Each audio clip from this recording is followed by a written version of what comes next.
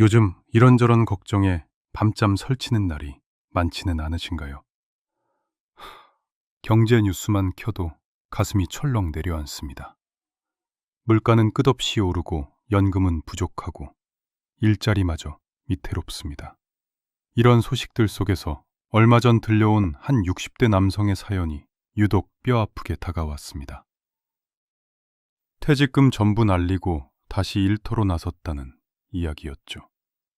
평생을 성실하게 일했지만 은퇴 후 생계를 위해 대리운전, 배달, 경비 일을 전전해야 했습니다. 결국 남은 것은 병든 몸과 빚뿐이었습니다. 이 사연을 들으시면서 설마 나도 저렇게 되는 건 아닐까? 덜컥 두려운 마음 들지 않으셨나요? 이제는 누구나 노후의 붕괴를 걱정해야 하는 시대가 되었습니다.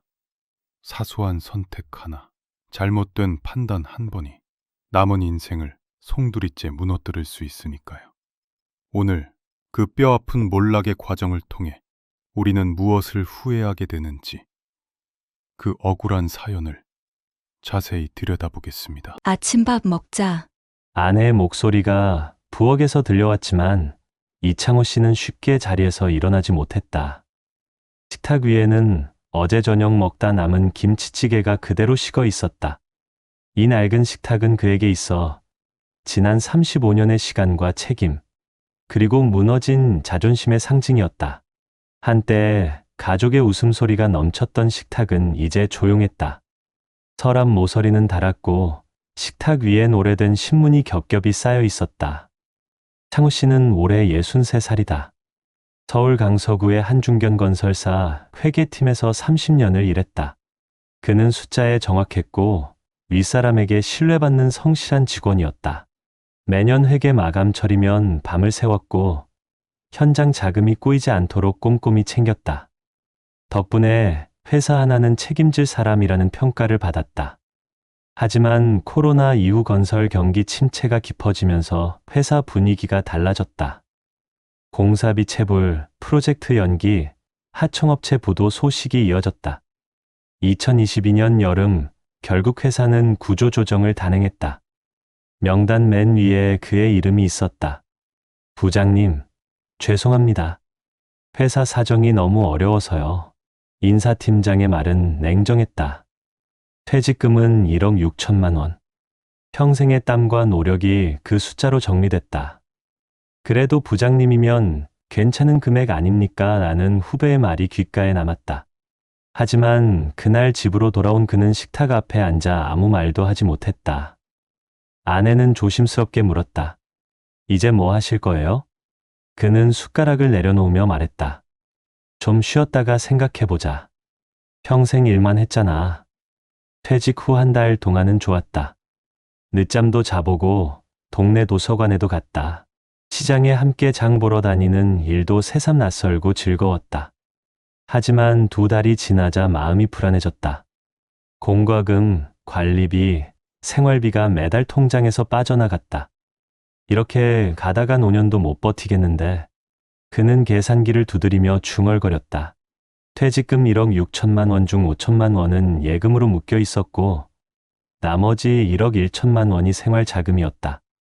딸의 결혼식, 노모의 병원비, 아들의 전세 보증금 지원까지 생각하면 이 돈은 금세 줄어들 터였다. 그러던 어느 날 아내가 말했다. 요즘엔 배달 알바도 괜찮대.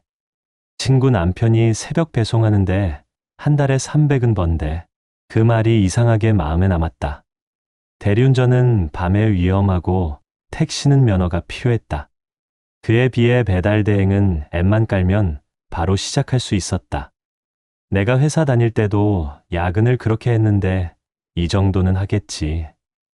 그는 그렇게 생각했다. 2023년 봄 창호 씨는 중고 전기 바이크를 샀다. 50만 원짜리 헬멧과 30만 원짜리 배달 가방을 장만했다. 스마트폰에는 배민 커넥트와 쿠팡이츠 플렉스 앱을 깔았다. 첫날 설렘이 컸다. 오늘은 밥값이라도 벌어보자. 첫 주문은 오후 5시 마곡동의 한 치킨집이었다.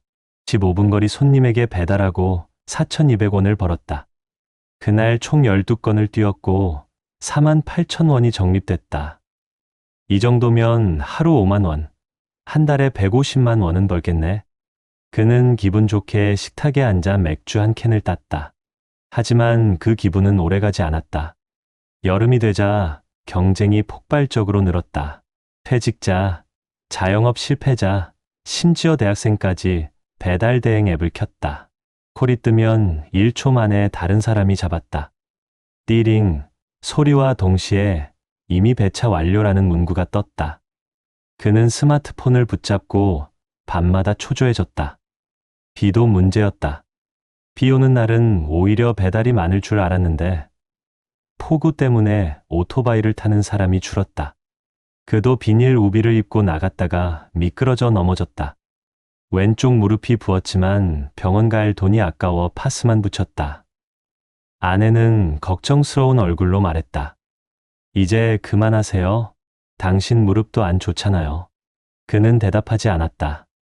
대신 식탁 위에 물때 낀 커피잔을 바라보며 말했다.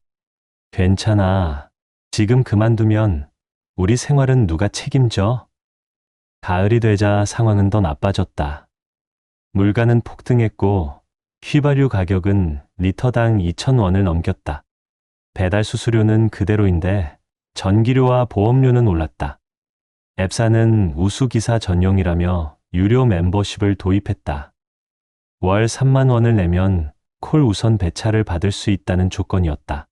그는 어쩔 수 없이 가입했다. 결국 하루 10시간을 달려도 7만 원 남짓. 한 달 소득 200만 원, 거기서 전기 충전비와 식비를 빼면 160만 원 남았다. 그러던 어느 밤, 사고가 났다. 비 오는 날이었다. 양천구 목동 사거리에서 신호를 위반한 차량이 그를 스쳤다. 바닥에 넘어진 순간 뜨거운 통증이 왔다. 팔꿈치와 손목이 찢어졌고 배달 가방 속 국물이 쏟아졌다. 손님에게 전화했지만 음식 엎질렀다고요? 환불해 주세요. 라는 말만 돌아왔다. 앱사에 문의했지만 보험 처리는커녕 배달 불이행 페널티가 부여됐다. 그날 밤 그는 집에 돌아와 식탁 앞에 앉았다. 젖은 우비를 벗지도 못한 채 의자에 주저앉았다. 아내는 조용히 수건을 건넸다. 이젠 진짜 그만합시다. 돈보다 몸이 먼저예요. 그는 한참 말이 없었다. 식탁 위에는 식지 않은 미역국 한 그릇이 놓여 있었다. 그의 눈앞에는 오래된 식탁 위에 얼룩이 번져 보였다. 그 얼룩은 마치 지워지지 않는 지난 세월의 흔적 같았다. 그는 생각했다. 나는 왜 이렇게까지 되었을까? 노후는 쉬는 시간이 아니라 다시 버티는 시간이었다. 하지만 그조차도 점점 버거워지고 있었다. 사고 이후 창호 씨는 한동안 집 밖으로 나가지 않았다. 손목엔 깁스를 했고 무릎에는 파스 자국이 겹겹이 남았다. 며칠 동안 그는 식탁 앞에 앉아 아무 말도 하지 않았다. 아내가 끓여준 미역국은 늘 식었고 밥상 위엔 젓가락 자국만 남았다. 그의 눈앞에는 늘 낡은 식탁이 있었다. 도장이 벗겨지고 색이 바랜 식탁. 그 위에서 그는 수없이 계산기를 두드렸고 계획을 세웠고 또 무너졌다. 이젠 정말 못하겠지? 아내의 목소리는 담담했지만 그 속엔 안도와 슬픔이 뒤섞여 있었다. 그는 고개를 끄덕였다. 이제 그만할게. 진짜로. 그 말이 입 밖으로 나오자마자 가슴 한쪽이 텅 빈 듯 했다. 그는 식탁 위에 놓인 헬멧을 조용히 바라보았다. 기스가 난 그 표면엔 아직도 비에 젖은 얼룩이 남아 있었다. 그는 천천히 그것을 손끝으로 쓸었다. 이놈이 내 노후를 망쳤구나. 그의 목소리는 허공에 흩어졌다. 병원 진료비와 생계비를 감당하기 위해 결국 예금을 깨야 했다. 퇴직금 1억 6천만 원 중 남은 금액은 이제 4천만 원. 은행 통장 잔액을 본 그는 한참 동안 말이 없었다. 그날 밤 식탁 위에 놓인 전기세 고지서를 보며 그는 중얼거렸다. 이젠 진짜 바닥이구나. 2024년 봄, 그는 결국 배달을 완전히 접었다. 친구의 소개로 근처 물류창고에 단기 포장 아르바이트를 시작했다. 하루 8시간 서서 일하면 8만 원. 무거운 박스를 옮기느라 허리가 휘청거렸다. 퇴직 후 처음으로 그는 몸으로 버는 돈을 실감했다. 일 끝나고 돌아오면 무릎이 퉁퉁 부었지만 그저 일할 수 있다는 사실에 감사했다. 그러던 어느 날 오래된 친구 박재호 씨에게 연락이 왔다. 창호야, 요즘 괜찮냐? 그는 웃으며 말했다. 괜찮을 리가 있냐? 그래도 밥은 먹고 산다. 재호 씨는 잠시 침묵하다가 말했다. 나도 작년에 식당 접었어. 지금은 새벽에 신문 돌린다. 우리 세대 다 그렇지 뭐. 그나마 일할 수 있으면 다행이지. 그 말에 창호 씨는 묘한 위로를 느꼈다. 세상에 혼자인 줄 알았는데 다들 비슷하게 버티고 있었다. 같은 시기 큰아들이 전화를 걸어왔다. 아버지, 이번에 회사에서 희망퇴직 받으라고 하네요. 그의 심장이 순간 멎는 듯 했다. 너도? 아직 40대 초반인데. 요즘 구조조정이 심해서요. 저도 이제 불안합니다. 아버지는 아무 말도 하지 못했다. 자신이 걸어온 길을 이제 아들이 따라가고 있는 듯 했다. 전화를 끊은 뒤 그는 한참 동안 낡은 식탁 위를 바라봤다. 그곳에는 예전처럼 가족이 모여 웃던 모습이 떠올랐다. 아내가 반찬을 놓고 아들이 밥을 푸고 딸이 웃던 시절. 그 웃음소리는 어느새 사라졌지만 식탁은 여전히 그 자리에 있었다. 그날 밤 그는 신문을 덮으며 아내에게 말했다. 이 식탁 버리지 말자. 왜요? 낡아서 다 피걱대잖아요. 그래도 우리 인생 다 버텨준 놈이잖아. 아내는 말없이 고개를 끄덕였다. 시간이 흘러 2025년 여름, 창호 씨는 근처 아파트 관리소 경비 일을 시작했다.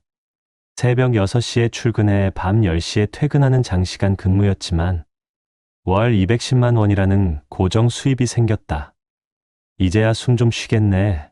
그의 얼굴에 오랜만에 미소가 번졌다. 비록 허리가 아프고 무릎이 시렸지만 매달 통장에 찍히는 월급 명세서가 그에게는 세상에서 가장 든든한 위로였다. 집으로 돌아온 어느 날 손주가 놀러와서 식탁 위에 낙서를 하고 있었다. 할아버지, 이거 뭐예요? 이건 말이지 우리 가족이 다 같이 밥 먹던 자리야. 그는 웃으며 식탁 위에 오래된 상처 자국을 손가락으로 짚었다. 그 자리는 여전히 깊었지만 이제는 더 이상 부끄럽지 않았다. 아내가 말없이 국을 데워왔다. 그 국 냄새는 어쩐지 오래된 퇴원 같았다. 여보, 이제 좀 괜찮아요? 그래, 우리 이제 남은 건 시간밖에 없잖아. 그는 국을 한 숟가락 떠서 입에 넣었다. 그 뜨거움 속에서 오래된 기억들이 서서히 녹아내렸다. 식탁 위엔 여전히 세월의 흔적이 남아 있었다. 하지만 그에게 그것은 이제 상처가 아니라 삶의 증거였다. 퇴직 후 잃은 것보다 여전히 남아있는 것들이 있다는 걸 이제서야 깨달은 것이다. 그는 문득 말했다. 당신 예전에 나보고 그랬잖아. 돈보다 건강이 먼저라고. 그때 말 안 들었지. 아내는 미소를 지었다. 이제라도 알았으니 됐어요. 그날 밤 그는 불 꺼진 부엌으로 가서 식탁을 천천히 닦았다. 닳아버린 나무결을 따라 손가락을 움직이자 이상하게도 마음 한켠이 따뜻해졌다. 창문 너머로 들려오는 매미 소리가 한여름의 밤을 채웠다. 그는 마지막으로 식탁 위에 손을 얹으며 속삭였다. 이제 진짜 다시 살아보자. 여러분 어떠시나요? 위의 사례는 정말 비참하고 서글픈 인생 아닌가요? 하지만 지금부터 소개해드리는 사례는 정반대의 선택으로 행복한 노후를 보내고 있는 한 남성의 이야기입니다. 정혜수 씨, 올해 68살, 경기도 의정부의 오래된 단독주택 1층에 아내와 함께 살고 있다. 아침이면 햇살이 부엌 창문을 비추고 그 빛은 늘 튼튼한 원목 식탁 위에 닿는다.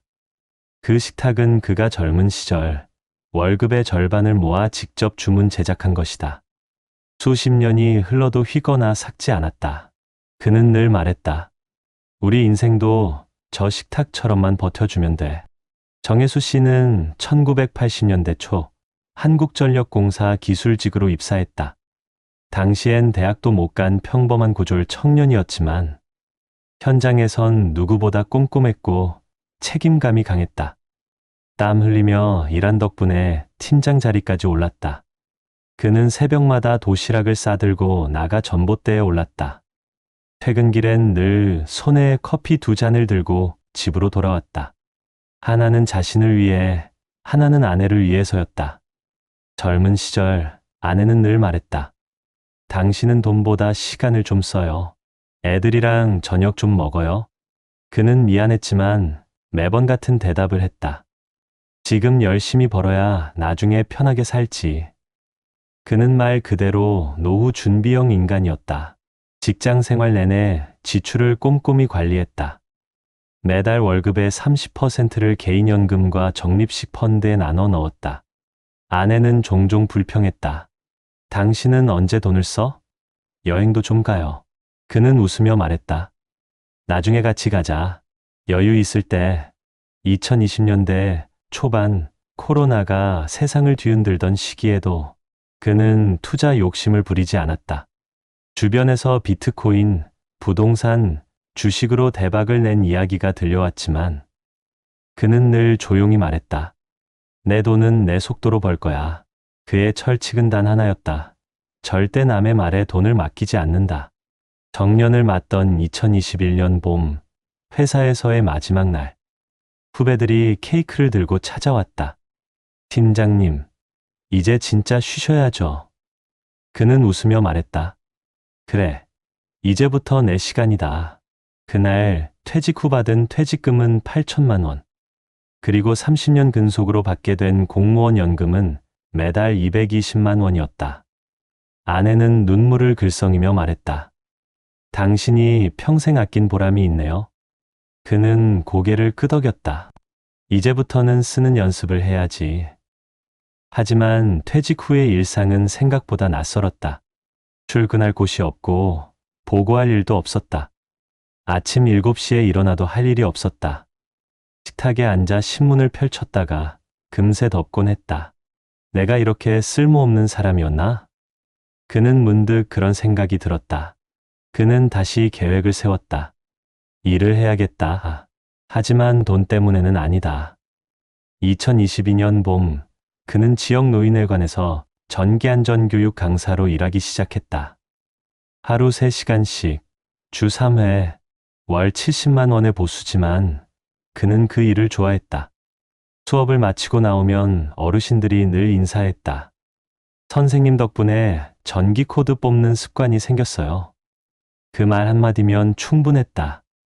하지만 그 무렵 아내의 건강이 나빠졌다.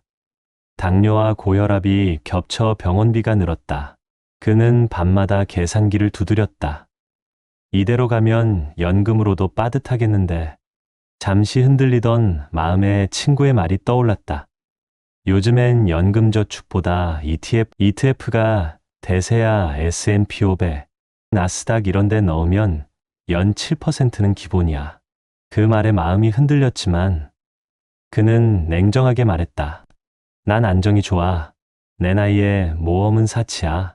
그는 결국 기존의 연금저축을 그대로 유지했고 생활비 절감을 위해 자동차를 팔았다. 대신 자전거를 타고 다니기 시작했다. 운동도 되고 기름값도 아껴지고 그의 얼굴엔 다시 활기가 돌았다. 2023년 그는 한 가지 결정을 내렸다. 우리 부부 이제 진짜 노후답게 살자. 둘은 집을 줄였다. 의정부 아파트를 팔고 근처의 전세 1억짜리 빌라로 옮겼다. 남은 돈 1억 5천만 원은 금융기관 안심노후 플랜 예금에 넣었다. 매달 3.5%의 이자로 40만 원이 들어왔다. 연금 220만 원과 합치면 월 260만 원. 아내의 생활비와 병원비를 포함해도 충분했다. 그는 식탁 위에 가계부를 펴놓고 말했다. 이젠 돈이 나를 위해 일하게 해야지. 아내는 웃으며 말했다. 우리 식탁도 아직 멀쩡하네.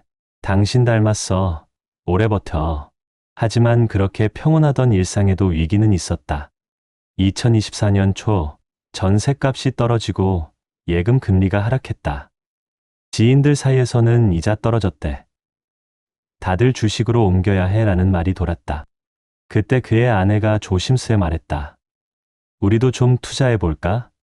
남들도 다 하던데. 그는 잠시 생각에 잠겼다가 식탁을 손으로 쓸며 말했다. 이 식탁 봐요. 튼튼하죠? 이게 그냥 오래된 게 아니에요. 기둥이 단단해서 그래요. 우리 인생도 그래야 해. 그 말은 단순했지만 그의 삶 전체를 설명하는 말이었다. 그는 유혹을 뿌리쳤고 그 선택이 그의 인생을 바꿨다. 2025년 현재 정혜수 씨는 여전히 매달 같은 시간, 같은 자리에 앉는다. 창밖에는 봄 햇살이 비치고 원목 식탁 위엔 커피 2잔이 놓여 있다. 그는 말한다. 이 커피 향이 제일 큰 사치야. 2025년 봄, 정혜수 씨의 하루는 늘 똑같이 시작됐다. 아침 7시 창문을 연다. 마당에 감나무에 새가 내려앉고 부엌에서는 아내가 국을 데운다. 그는 식탁 앞에 앉아 커피를 내린다. 오늘은 이 커피 향이 참 좋네. 아내는 미소를 지으며 말했다. 매일 같은 말 해요. 그래도 그 말 들으면 좋아요. 그의 식탁은 여전히 반들반들했다. 닳지도 삭지도 않았다.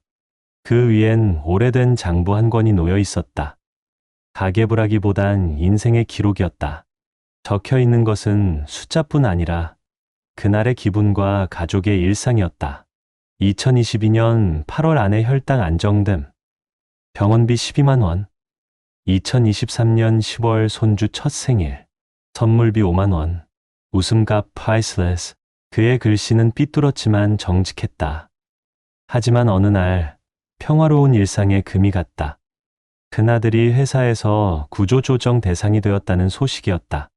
아버지, 이번에 희망퇴직 신청하라고 합니다. 정혜수 씨는 잠시 말을 잃었다.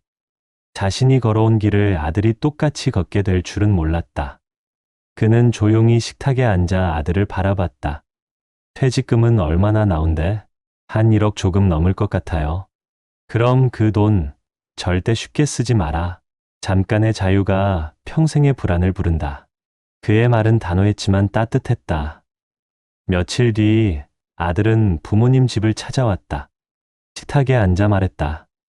아버지, 저도 아버지처럼 살고 싶어요. 욕심내지 않고 꾸준히. 그는 아들의 손을 잡았다. 세상이 아무리 변해도 기본은 안 변한다. 돈보다 사랑, 속도보다 방향이다. 그날 저녁 아내가 국을 덜며 말했다. 당신은 참 신기해요. 이렇게 힘든 세상에서도 마음이 흔들리지 않으니. 그는 웃으며 대답했다.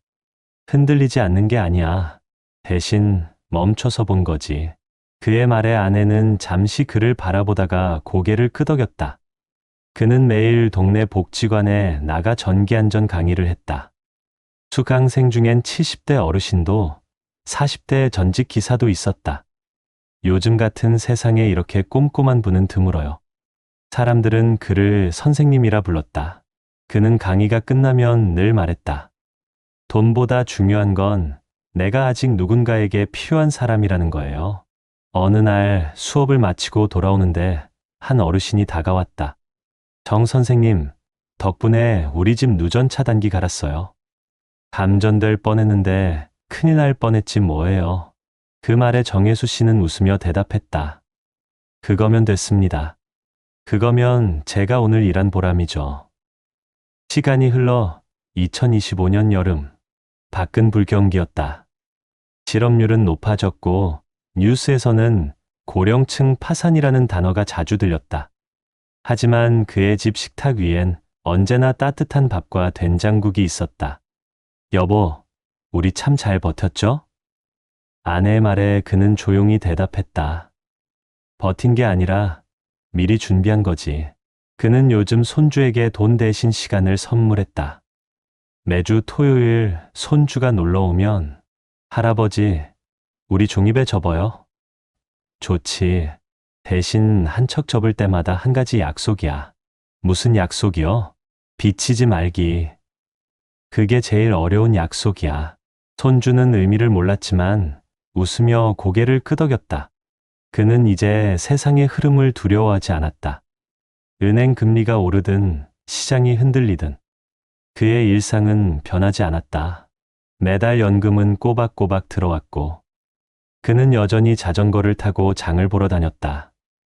장바구니에는 늘 아내가 좋아하는 국거리 고기와 콩나물이 들어 있었다.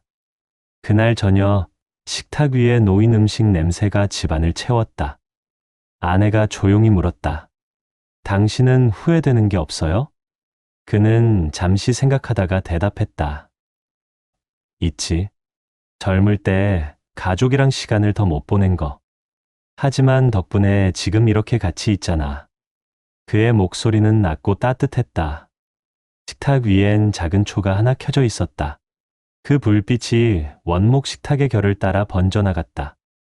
그는 그 불빛을 바라보며 중얼거렸다. 이제 알겠어. 노후는 돈으로 사는 게 아니라 불안하지 않은 하루로 완성되는 거였어. 창밖에는 여름비가 내리고 그는 아내에게 조용히 커피를 내렸다. 여보, 우리 내일은 어디 가요? 어디든 좋아요. 당신이랑 같이면. 둘의 웃음소리가 빗소리에 섞여 흘러나왔다. 그 식탁은 여전히 반짝였다. 그 위엔 돈 대신 추억이 쌓였고 두 사람의 손이 닿은 자리마다 인생의 온기가 묻어 있었다. 그리고 그는 오늘도 말한다. 노후는 준비가 아니라 태도야. 나는 그걸 이 식탁한테 배웠지. 그의 목소리는 담담했지만 그 속엔 평생의 선택이 담겨 있었다. 허황된 꿈 대신 현실을 지킨 사람, 돈 대신 관계를 택한 사람, 그가 바로 흔들리지 않는 노후의 진짜 주인공이었다. 여러분, 먼저 우리나라 현실부터 살펴보겠습니다. 통계청이 발표한 2025년 5월 고령층 경제활동인구 조사 부가조사에 따르면 55세에서 79세 사이 인구는 약 1644만 명으로 전년 대비 46만 명 이상 증가했습니다. 이중 경제활동 참가율은 60.9%, 고용률은 59.5%로 역대 최고 수준을 기록했습니다. 또 고령층 취업자 중 약 22%가 단순 노무 종사자이며 관리자 비중은 2% 남짓에 불과했습니다. 이어지는 수치도 주목됩니다. 동일 조사에서 연금 수령자는 전체 고령층의 약 절반에 해당하는 51%로 나타났고 월 평균 연금 수령액은 약 86만 원으로 전년 대비 상승했지만 여전히 연금만으로 생계를 유지하기엔 부족하다는 지적이 이어지고 있습니다. 이처럼 일하고 싶어도 일자리는 대부분 일회성 혹은 단시간형 근로 형태에 머물러 있습니다. 퇴직 이후에도 다시 일을 해야 하는 현실은 각종 연구를 통해 꾸준히 확인되고 있습니다. OECD가 2025년에 발표한 보고서에 따르면 55세 이상 연령층의 고용률은 꾸준히 증가하고 있지만 60세를 넘기면 급격히 떨어지고 국민연금 수령 연령 이전의 일을 그만두는 경우가 많다는 분석이 나왔습니다. 또한 해외 연구에서도 은퇴 가능 연령이 되었음에도 계속 일하고 있는 사람들은 대체로 더 높은 소득과 건강 상태를 유지하고 있으며 반대로 준비 없이 조기 은퇴를 하는 경우에는 노후 빈곤 위험이 크게 증가한다는 결과가 나타났습니다. 국내의 상황도 마찬가지입니다. 우리나라 65세 이상 고령 인구는 이미 전체 인구의 20%를 넘어섰고 은퇴 계층의 상대적 빈곤율은 40%에 육박합니다. 특히 65세 이상 노년층의 소비 증가율은 예년 대비 2배 가까이 상승했으며 그중 의료비와 여가비 지출이 크게 늘어났다는 통계도 있습니다. 다시 말해 단순히 오래 사는 것이 아니라 돈이 드는 노후 시대가 본격적으로 시작된 것입니다. 이러한 수치들이 보여주는 것은 분명합니다. 첫째, 퇴직 이후에도 경제활동을 이어가려는 고령층이 많지만 그 일자리는 대체로 불안정하고 단기적입니다. 둘째, 국민연금과 퇴직연금만으로는 기본적인 생활을 유지하기 어려운 경우가 여전히 많습니다. 셋째, 건강과 자산, 사회적 관계 등 여러 요인이 노후 생활의 질을 결정짓는 중요한 변수로 작용하고 있습니다. 오늘 이야기했던 사례처럼 퇴직 후 생계를 위해 대리운전이나 배달 일을 시작했다가 체력과 시장의 변화에 밀려 어려움을 겪는 60대의 현실은 결코 예외가 아닙니다. 수많은 통계와 연구가 같은 결론을 내고 있습니다. 반대로 은퇴 전에 철저히 준비하고 안정적인 연금과 자산 구조를 마련한 사람들은 노후에도 비교적 평온한 삶을 누리고 있습니다. 즉, 통계가 보여주는 것은 단순한 숫자가 아니라 미리 준비한 사람과 그렇지 못한 사람의 인생이 얼마나 극명하게 갈라지는가 하는 현실입니다. 전문가들은 한결같이 말합니다. 노후의 불안은 나이에서 오는 것이 아니라 준비의 차이에서 비롯된다고요. 지금 우리 세대가 마주하고 있는 이 통계는 바로 미래의 거울이자 경고이기도 합니다. 지금의 선택이 앞으로의 20년, 30년을 결정짓는다는 사실을 우리는 잊지 말아야 합니다. 지금 우리에게 필요한 것은 단순히 나이가 들면 일을 내려놓아야 한다는 생각을 바꾸는 것입니다. 국내에서는 60세 이상 어르신들에게 소득과 사회 참여 기회를 제공하는 정책이 이미 시행되고 있으며 2021년에는 약 84만 명이 참여한 것으로 나타났습니다. 또 노년층의 일자리와 사회활동을 체계적으로 지원하기 위한 법적 기반이 마련되어 고령층이 사회의 일원으로 계속 활동할 수 있도록 제도가 정비되고 있습니다. 지방정부 차원에서도 변화가 이어지고 있습니다. 서울시는 시니어 케어센터 설치를 확대해 2040년까지 200곳 이상으로 늘리겠다는 계획을 세우고 돌봄 건강 일자리 연계를 강화하고 있습니다. 부산과 광주, 대구 등 주요 도시에서도 중장년 재취업센터, 시니어 창업 지원 사업, 고령 근로자 안전관리 프로그램 등을 통해 지역 맞춤형 노후 지원 정책을 추진하고 있습니다. 이러한 정책들은 단순한 일자리 제공이 아니라 고령층이 지속 가능한 경제활동과 삶의 의미를 동시에 유지할 수 있도록 돕는 데 초점을 맞추고 있습니다. 해외 사례를 살펴보면 더욱 분명해집니다. 독일은 55세 이상 고용률을 10년 사이 10% 이상 끌어올렸습니다. 정부는 기업이 고령 근로자의 경력을 살릴 수 있도록 맞춤형 직무훈련을 지원하고 근무 연장을 장려하는 정책을 펼쳐왔습니다. 일본 역시 고령 인구의 급증에 대응하기 위해 정년을 65세에서 70세까지 단계적으로 연장하고 시니어 전문 직업훈련센터를 운영하면서 평생직업사회를 목표로 하고 있습니다. 북유럽 국가들은 일찍부터 고령자 사회참여 제도를 법제화해 노인이 단순히 복지의 대상이 아닌 지역사회의 생산적인 구성원으로 살아갈 수 있도록 지원하고 있습니다. 이런 국내외 사례가 말해주는 것은 분명합니다.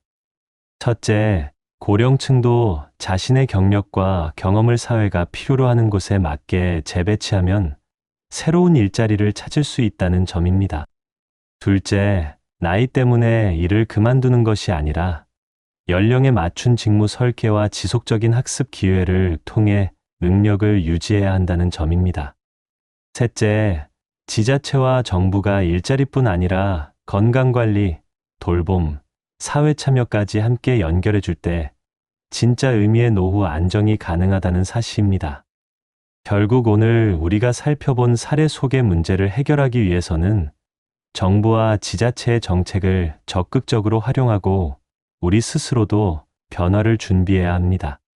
각 지역의 주민센터와 복지관에서는 시니어, 전문 강사 양성과정, 평생교육 프로그램, 재취업 컨설팅을 운영하고 있으며 중장년층을 위한 자영업 컨설팅과 창업 지원 사업도 활성화되고 있습니다.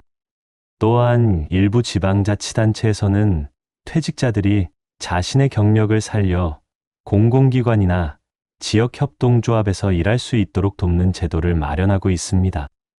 이제 중요한 것은 나도 아직 할 수 있다는 마음으로 한 걸음 움직이는 것입니다. 인생 2막을 미리 준비한 사람은 위기 속에서도 다시 일어서지만 아무런 준비 없이 시간을 흘려보내면 불안한 노후를 피하기 어렵습니다. 지금이 바로 여러분의 순서입니다. 정부가 마련한 제도와 지자체의 지원을 확인하고 지역사회 속에서 새로운 역할을 찾아보세요. 작은 변화 하나가 남은 인생의 방향을 완전히 바꿀 수 있습니다. 준비된 노후, 그것은 멀리 있는 것이 아니라 오늘의 선택에서 시작됩니다. 하나는 식어버린 커피, 다른 하나는 여전히 따뜻한 향을 품고 있습니다. 둘 다 같은 인생을 살아왔지만 한 사람은 후회로 식은 커피를 마시고 다른 한 사람은 감사로 따뜻한 커피를 나눕니다. 그 차이는 단 한 가지, 준비된 마음이었습니다. 여러분, 우리는 모두 같은 세월을 걷고 있습니다. 퇴직이라는 단어가 점점 가까워지고 몸은 예전 같지 않은데 해야 할 일은 여전히 많습니다.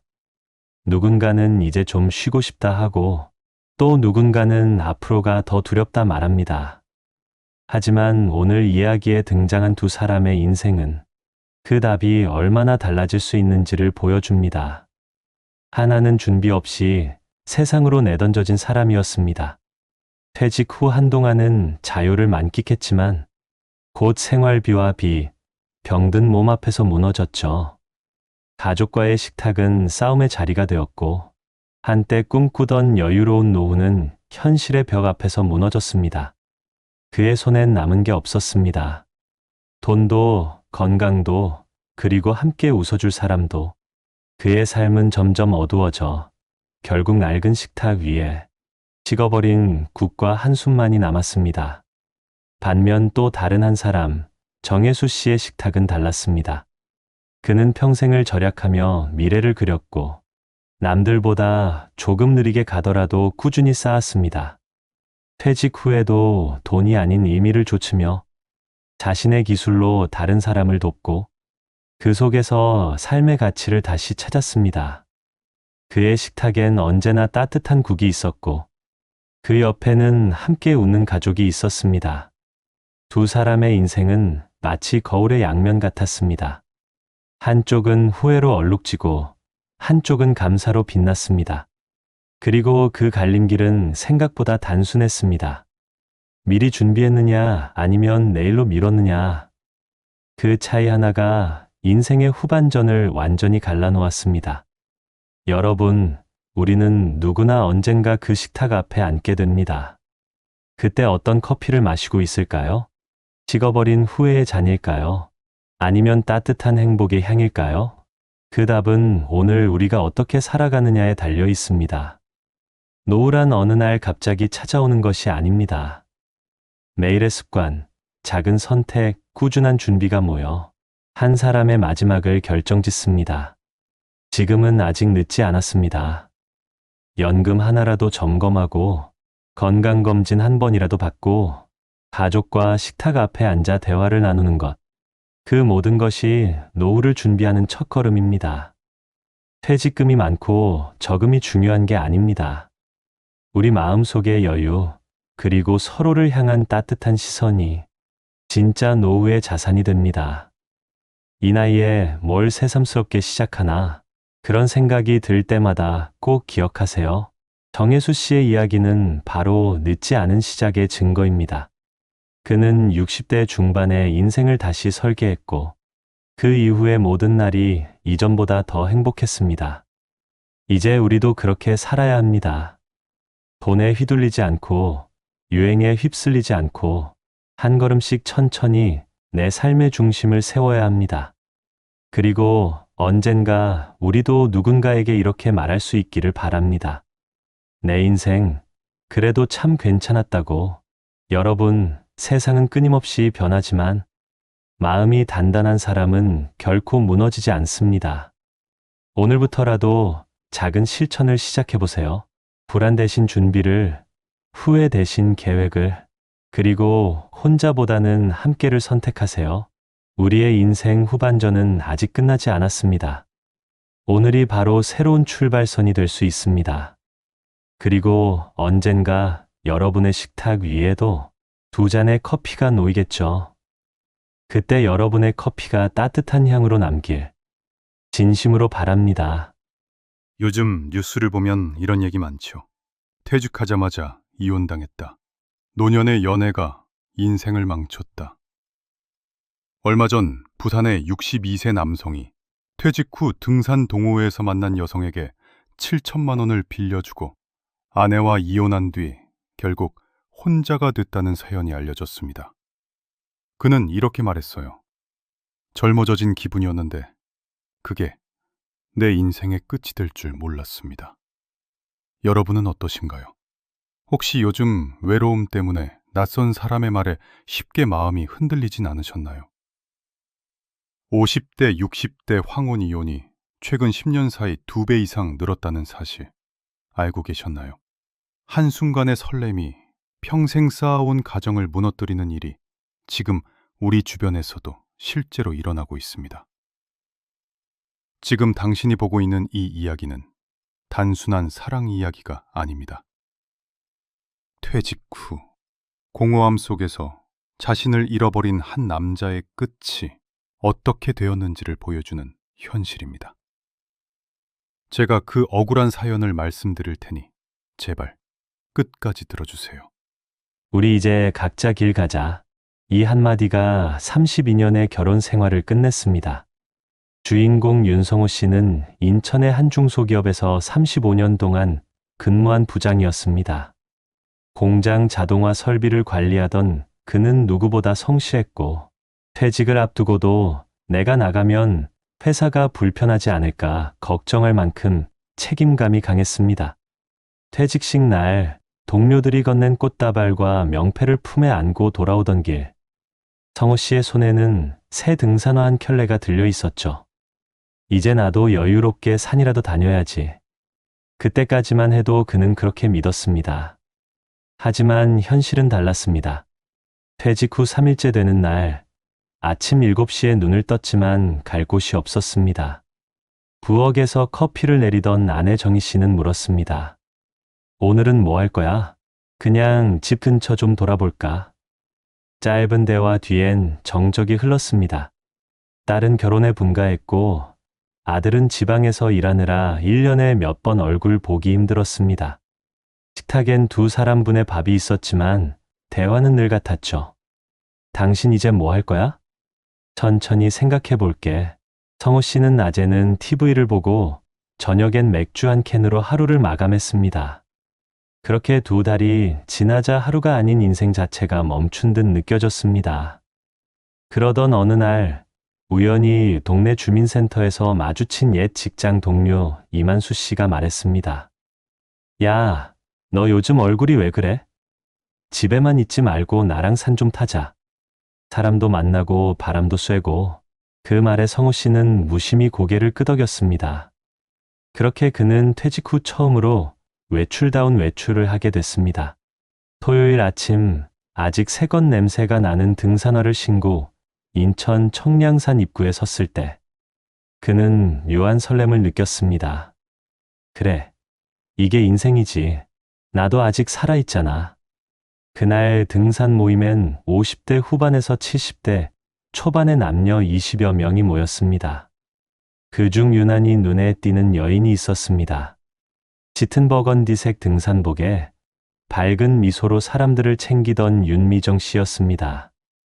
처음 뵙네요. 혹시 오늘 처음이세요? 네, 그냥 친구 따라왔습니다. 그럼 잘 오셨어요? 요즘 운동도 되고 사람도 만나고 얼마나 좋아요. 그녀는 웃으며 그의 낡은 등산화를 흘끗 봤습니다. 오, 오래 신으신 것 같네요. 정말 진짜 산 좋아하시는 분이시네. 그 말에 성우 씨는 피식 웃으며 대답했습니다. 이거요? 오늘 처음 신은 겁니다. 그날 이후로 성우 씨는 매주 토요일 아침을 기다리기 시작했습니다. 모임의 단체 채팅방에 이번 주 코스 확인합니다라는 글이 올라오면 가슴이 뛰었고 새 등산복을 살 때 느낀 설렘은 마치 30년 전 연애 초반의 그것과 비슷했습니다. 산길에서 미정 씨는 늘 대화의 중심이었습니다. 요즘 서울대병원 근처에 갤러리 카페 열었대요. 그 작가 작품 진짜 멋있더라고요. 그녀의 이야기는 언제나 세련됐고 화려했습니다. 문화센터, 미술 전시, 제주도 여행, 그녀의 세계는 성우 씨가 평생 한 번도 경험하지 못한 것이었죠. 하산 후 식당에서 이어진 뒤풀이 자리에서 미정 씨는 술잔을 들며 성우 씨에게 물었습니다. 부장님은 요즘 뭐 하세요? 이젠 그냥 백수죠. 집에만 있으니 미칠 것 같아요. 그럴 때일수록 자신을 새로 만들어야 해요. 저도 이혼하고 나서 완전 새 인생이에요. 그녀는 아무렇지 않게 이혼이라는 단어를 꺼냈고 성우 씨는 순간 묘한 친밀감을 느꼈습니다. 이 사람은 나랑 비슷한 외로움을 아는구나. 그날 이후 두 사람은 산이 아닌 카페에서 자주 만났습니다. 등산 대신 커피 한 잔 어때요? 처음엔 단순한 제안이었지만 만남은 점점 잦아졌습니다. 미정 씨는 늘 자신감 넘치고 밝았습니다. 성호 씨, 이런 얘기 들으면 힘 빠질 수도 있겠지만 요즘 남자들 진짜 다 기 죽어 있대요. 그런데 저는 성우 씨 보면 듬직하고 안정감 있어서 좋아요. 그녀의 말 한마디에 성우 씨의 오랜 침묵이 깨어졌습니다. 그는 매일 아침 휴대폰을 들여다보며 그녀의 메시지를 기다렸습니다. 오늘 커피 마실까요? 내일 시간 되시면 전시회 가요. 하루가 가볍고 다시 누군가에게 필요한 사람이 된 것 같은 느낌이 들었습니다. 하지만 그 시간만큼 그의 집은 점점 싸늘해졌습니다. 저녁 식탁에선 늘 한쪽 자리만 비어 있었죠. 요즘 사는 매일 타? 아내 정희의 물음에 그는 짜증 섞인 말투로 답했습니다. 운동 좀 한다는데 뭐가 문제야? 당신 예전엔 주말마다 나랑 시장 다녔잖아. 그땐 그럴 여유도 없었지. 이제는 좀 나도 나답게 살고 싶어. 그 말 이후 부부 사이의 대화는 더 이상 이어지지 않았습니다. 서로의 시선이 닿지 않는 집, 식탁 위에는 식은 국 한 그릇과 싸늘한 밥이 남아 있었습니다. 며칠 뒤 미정 씨가 조심스럽게 말을 꺼냈습니다. 성우 씨, 저 요즘 사업 준비 중이에요. 문화센터 근처에 커피랑 그림 전시 같이 하는 공간. 요즘 이런 데 인기 많아요. 근데 조금만 투자해주면 진짜 괜찮을 것 같아요. 저랑 같이 해봐요. 성호 씨 이름으로 하면 신뢰도도 올라가요. 그녀의 말은 부드럽고 달콤했습니다. 퇴직금 일부 정도는 괜찮겠지. 그는 통장을 열어 숫자를 확인했습니다. 1억 2천만 원. 그중 4천만 원을 송금하는 데 걸린 시간은 10분도 되지 않았습니다. 이상하게도 돈을 보내는 순간 마음이 편해졌습니다. 마치 그 돈이 새 인생으로 가는 티켓값처럼 느껴졌죠. 그날 밤 아내는 식탁 위에서 낡은 등산화를 발견했습니다. 진흙이 잔뜩 묻은 채로 신발장 옆에 놓인 그것은 한때 남편이 새 삶의 시작이라며 자랑하던 바로 그 신발이었습니다. 정희는 그 등산화를 손에 들고 한참 바라보다가 말없이 신문지 위에 내려놓았습니다. 그때부터였을 겁니다. 그녀가 남편의 변화를 기록하기 시작한 것은 당신 그 여자랑 무슨 사이야? 정희의 목소리는 담담했지만 그 안에는 오래 쌓인 피로와 슬픔이 섞여 있었다. 거실 탁자 위에는 깔끔하게 정리된 서류철이 놓여 있었다. 카드 명세서, 식사 영수증, 은행 이체 내역, 그 모든 증거가 말해주고 있었다. 남편의 마음이 이미 집을 떠났다는 사실을. 뭐가 그렇게 오해스러워? 그냥 아는 사람이야. 아는 사람한테 퇴직금 4천만 원을 보내. 정희의 목소리가 잠시 떨렸다. 당신 나한테 한 번이라도 그 돈으로 여행 가자고 말한 적 있어? 성우는 말문이 막혔다. 순간 미정의 밝은 미소가 떠올랐다. 그녀는 늘 그랬다. 성우 씨는 너무 따뜻한 사람이에요. 그런 진심을 알아주는 사람이 곁에 있어야죠. 그 말을 들을 때마다 자신이 아직 가치 있는 사람이라 믿을 수 있었다. 그 믿음이 지금 이 서류철 위에서 산산이 부서지고 있었다. 며칠 뒤 성우는 조용히 이혼을 꺼냈다. 정희, 우리 이제 각자 살자. 당신도 당신 인생 살아야지. 정희는 한참 동안 남편을 바라보다가 단 한마디를 남겼다. 그래.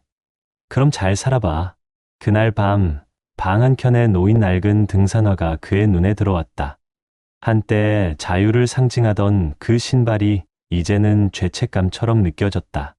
그는 그 등산화를 현관문 밖으로 밀어냈다. 이제는 정말 새 출발이야.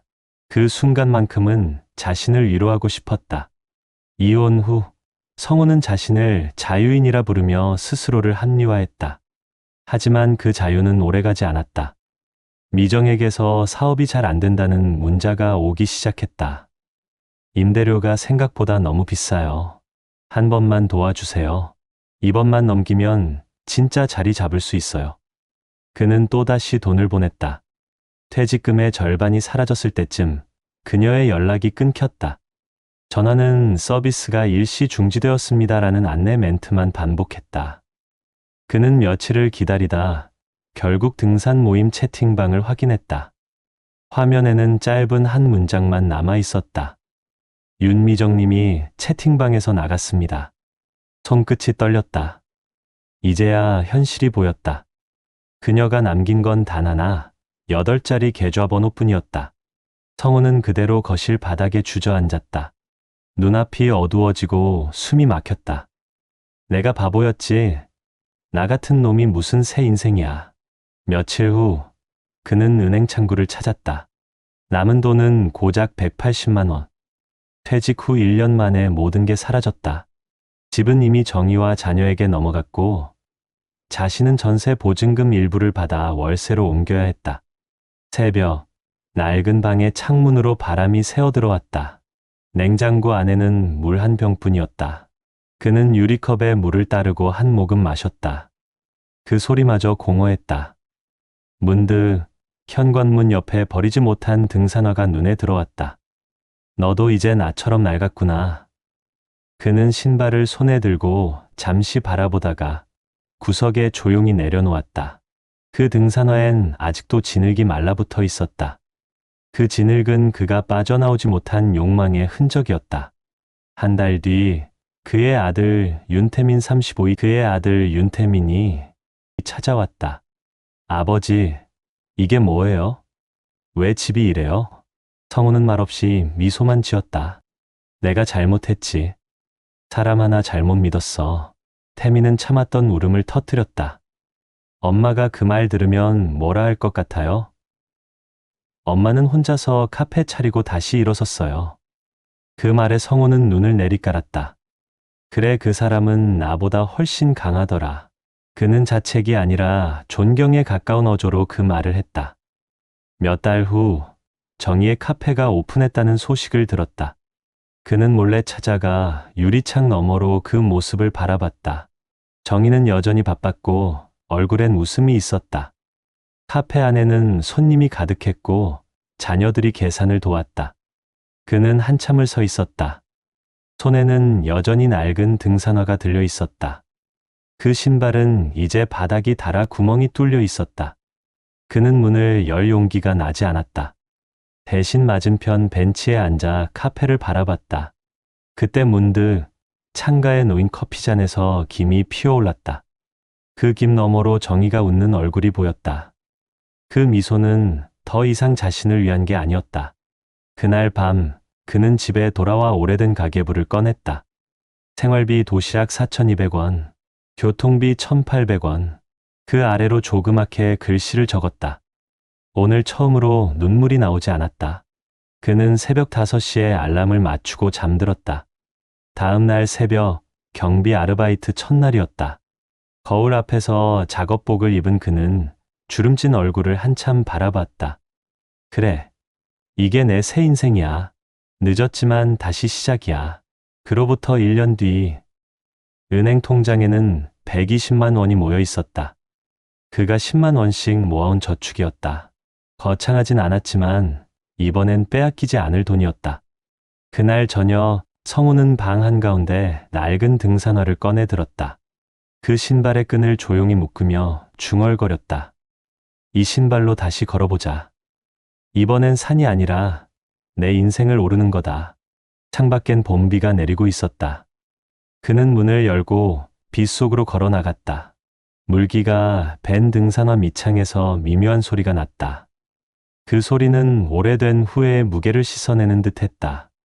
그날 밤 그는 처음으로 전 부인 정희에게 문자를 보냈다. 카페 잘 되고 있다며 진심으로 축하해. 그리고 미안했어. 나 이제 나답게 살게. 답장은 오지 않았다. 하지만 그건 괜찮았다.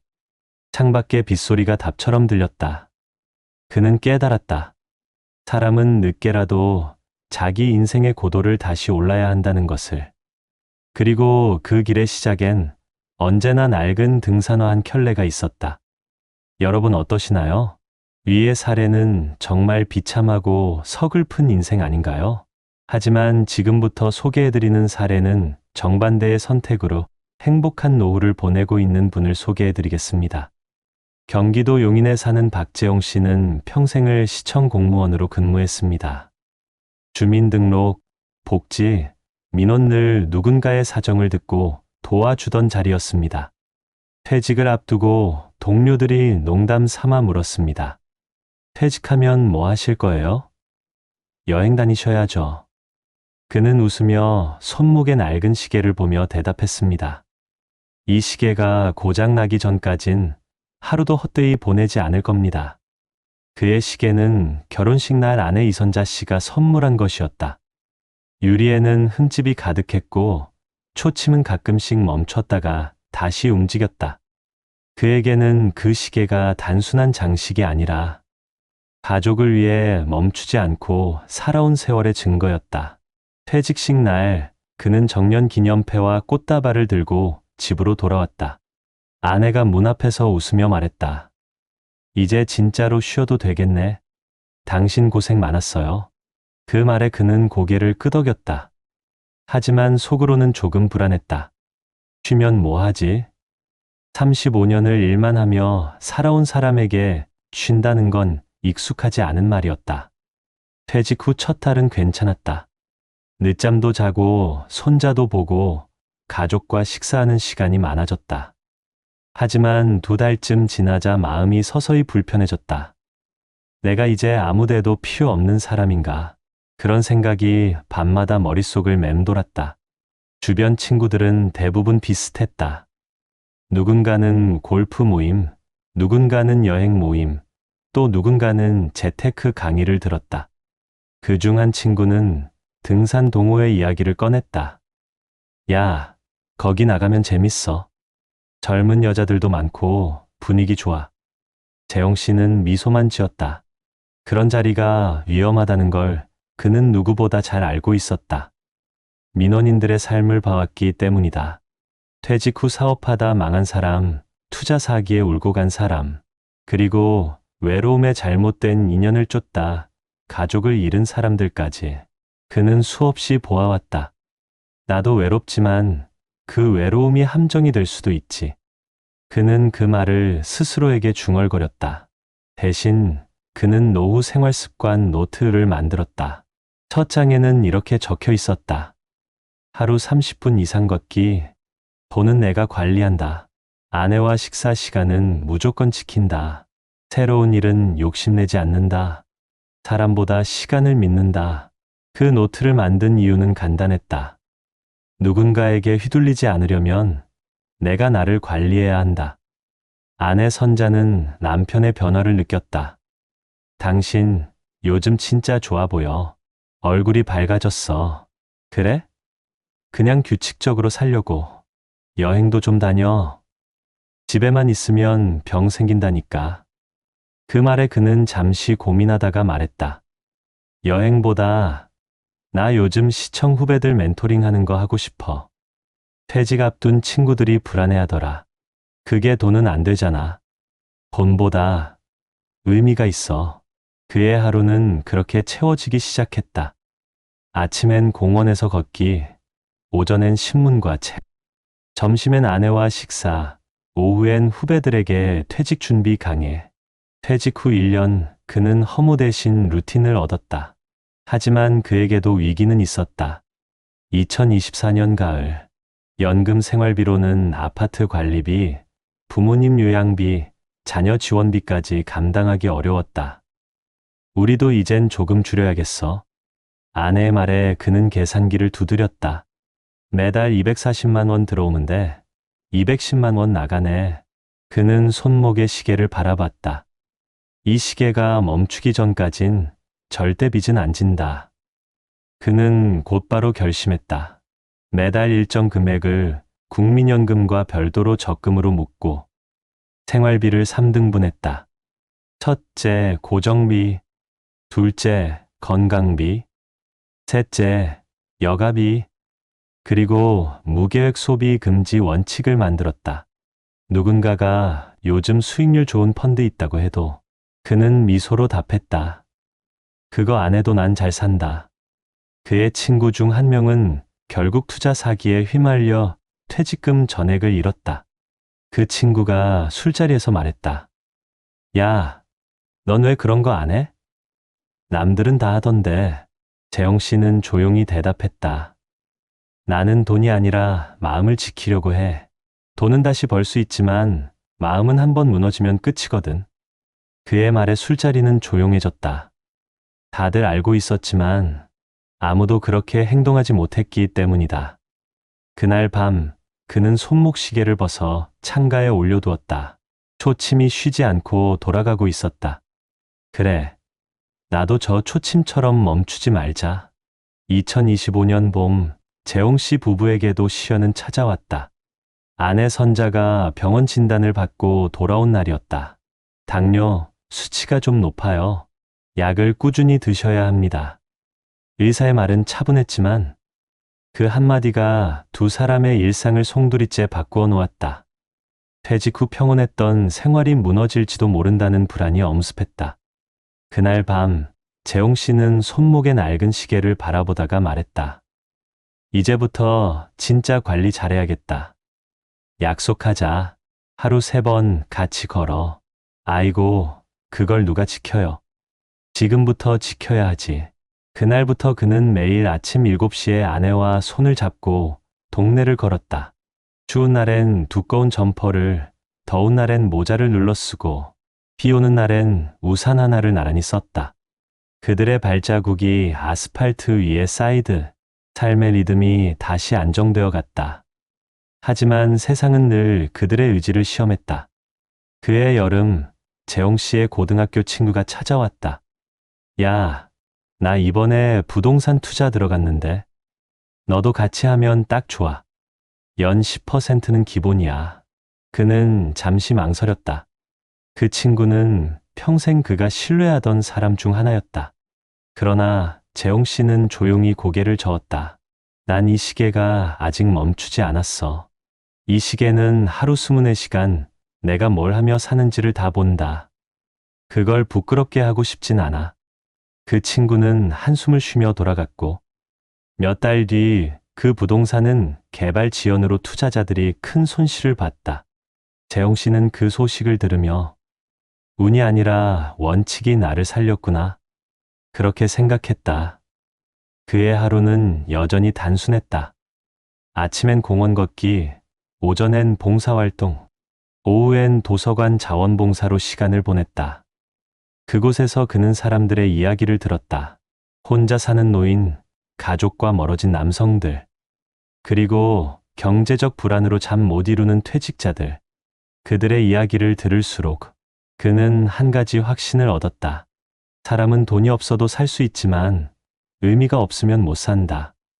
그는 의미를 나누기 위해 작은 모임을 만들었다.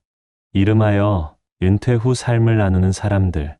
주 1회 지역 복지관에서 열리는 이 모임은 퇴직자들의 소통 공간이자 새로운 인생의 연습장이 되었다.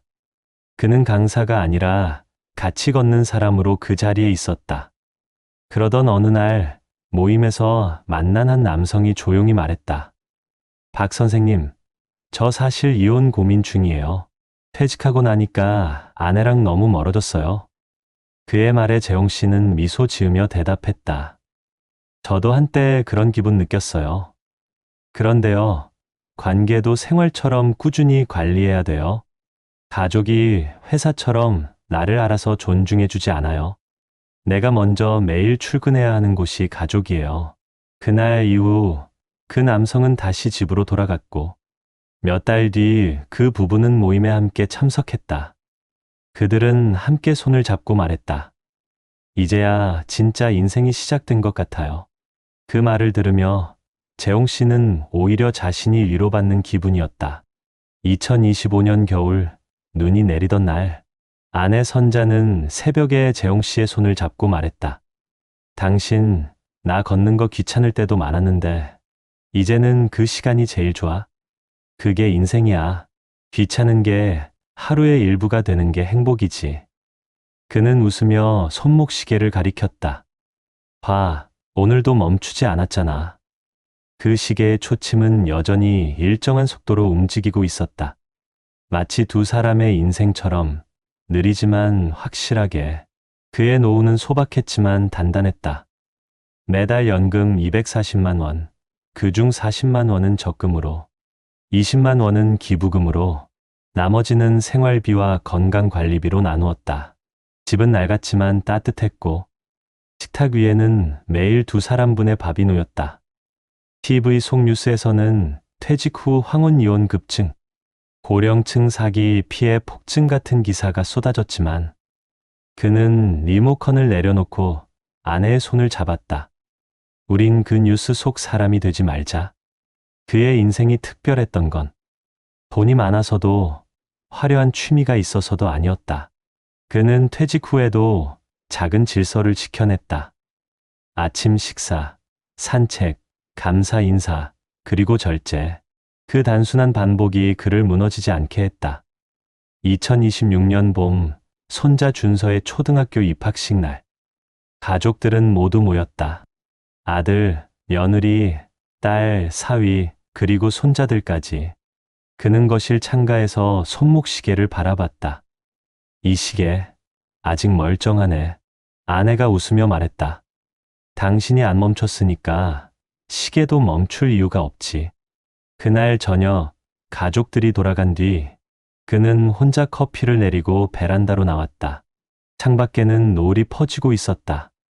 붉은 하늘 아래에서 그는 시계를 벗어 창가에 올려놓았다.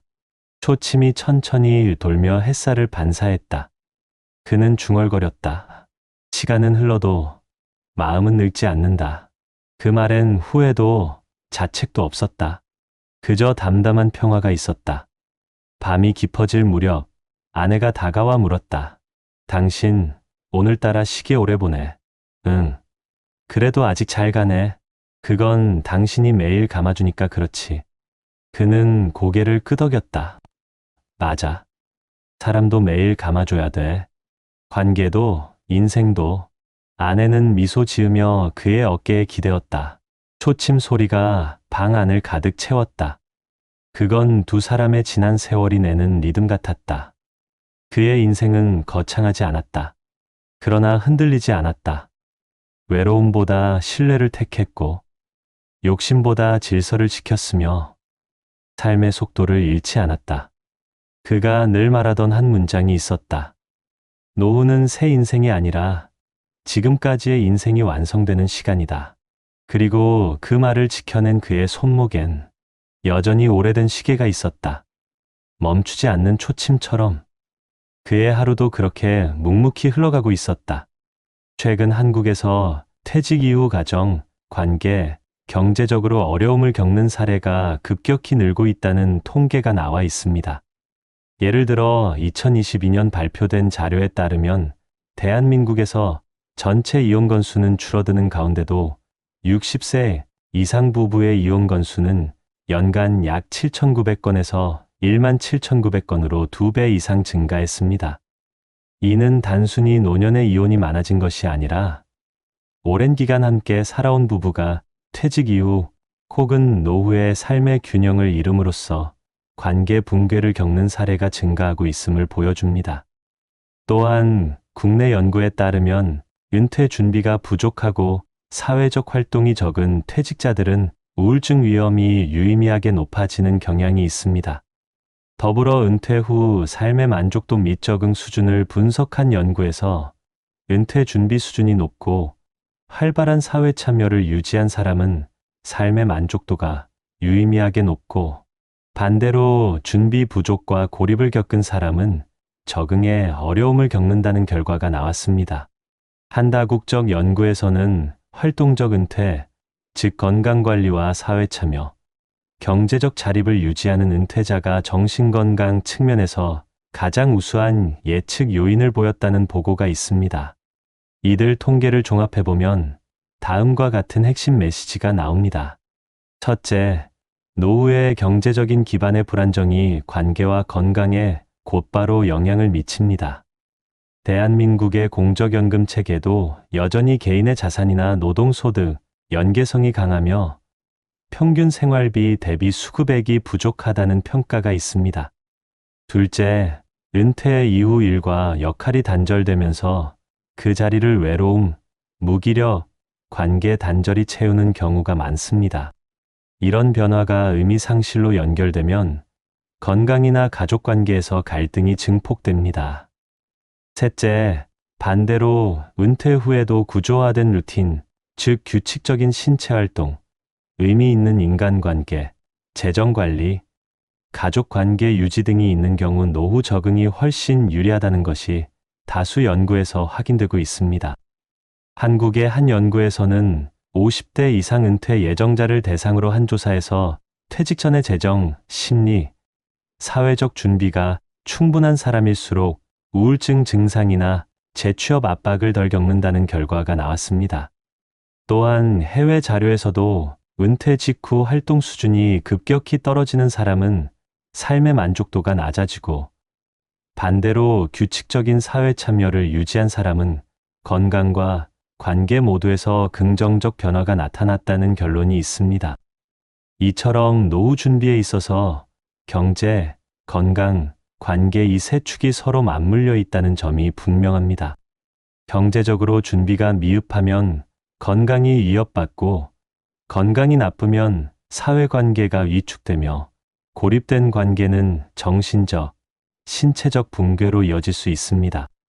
반대로 이 세 축을 균형 있게 관리하면 퇴직 이후에도 삶의 리듬이 유지되며 가족이나 사회 속에서 제 역할을 유지하면서 노후를 비교적 안정적으로 보내는 것이 가능합니다.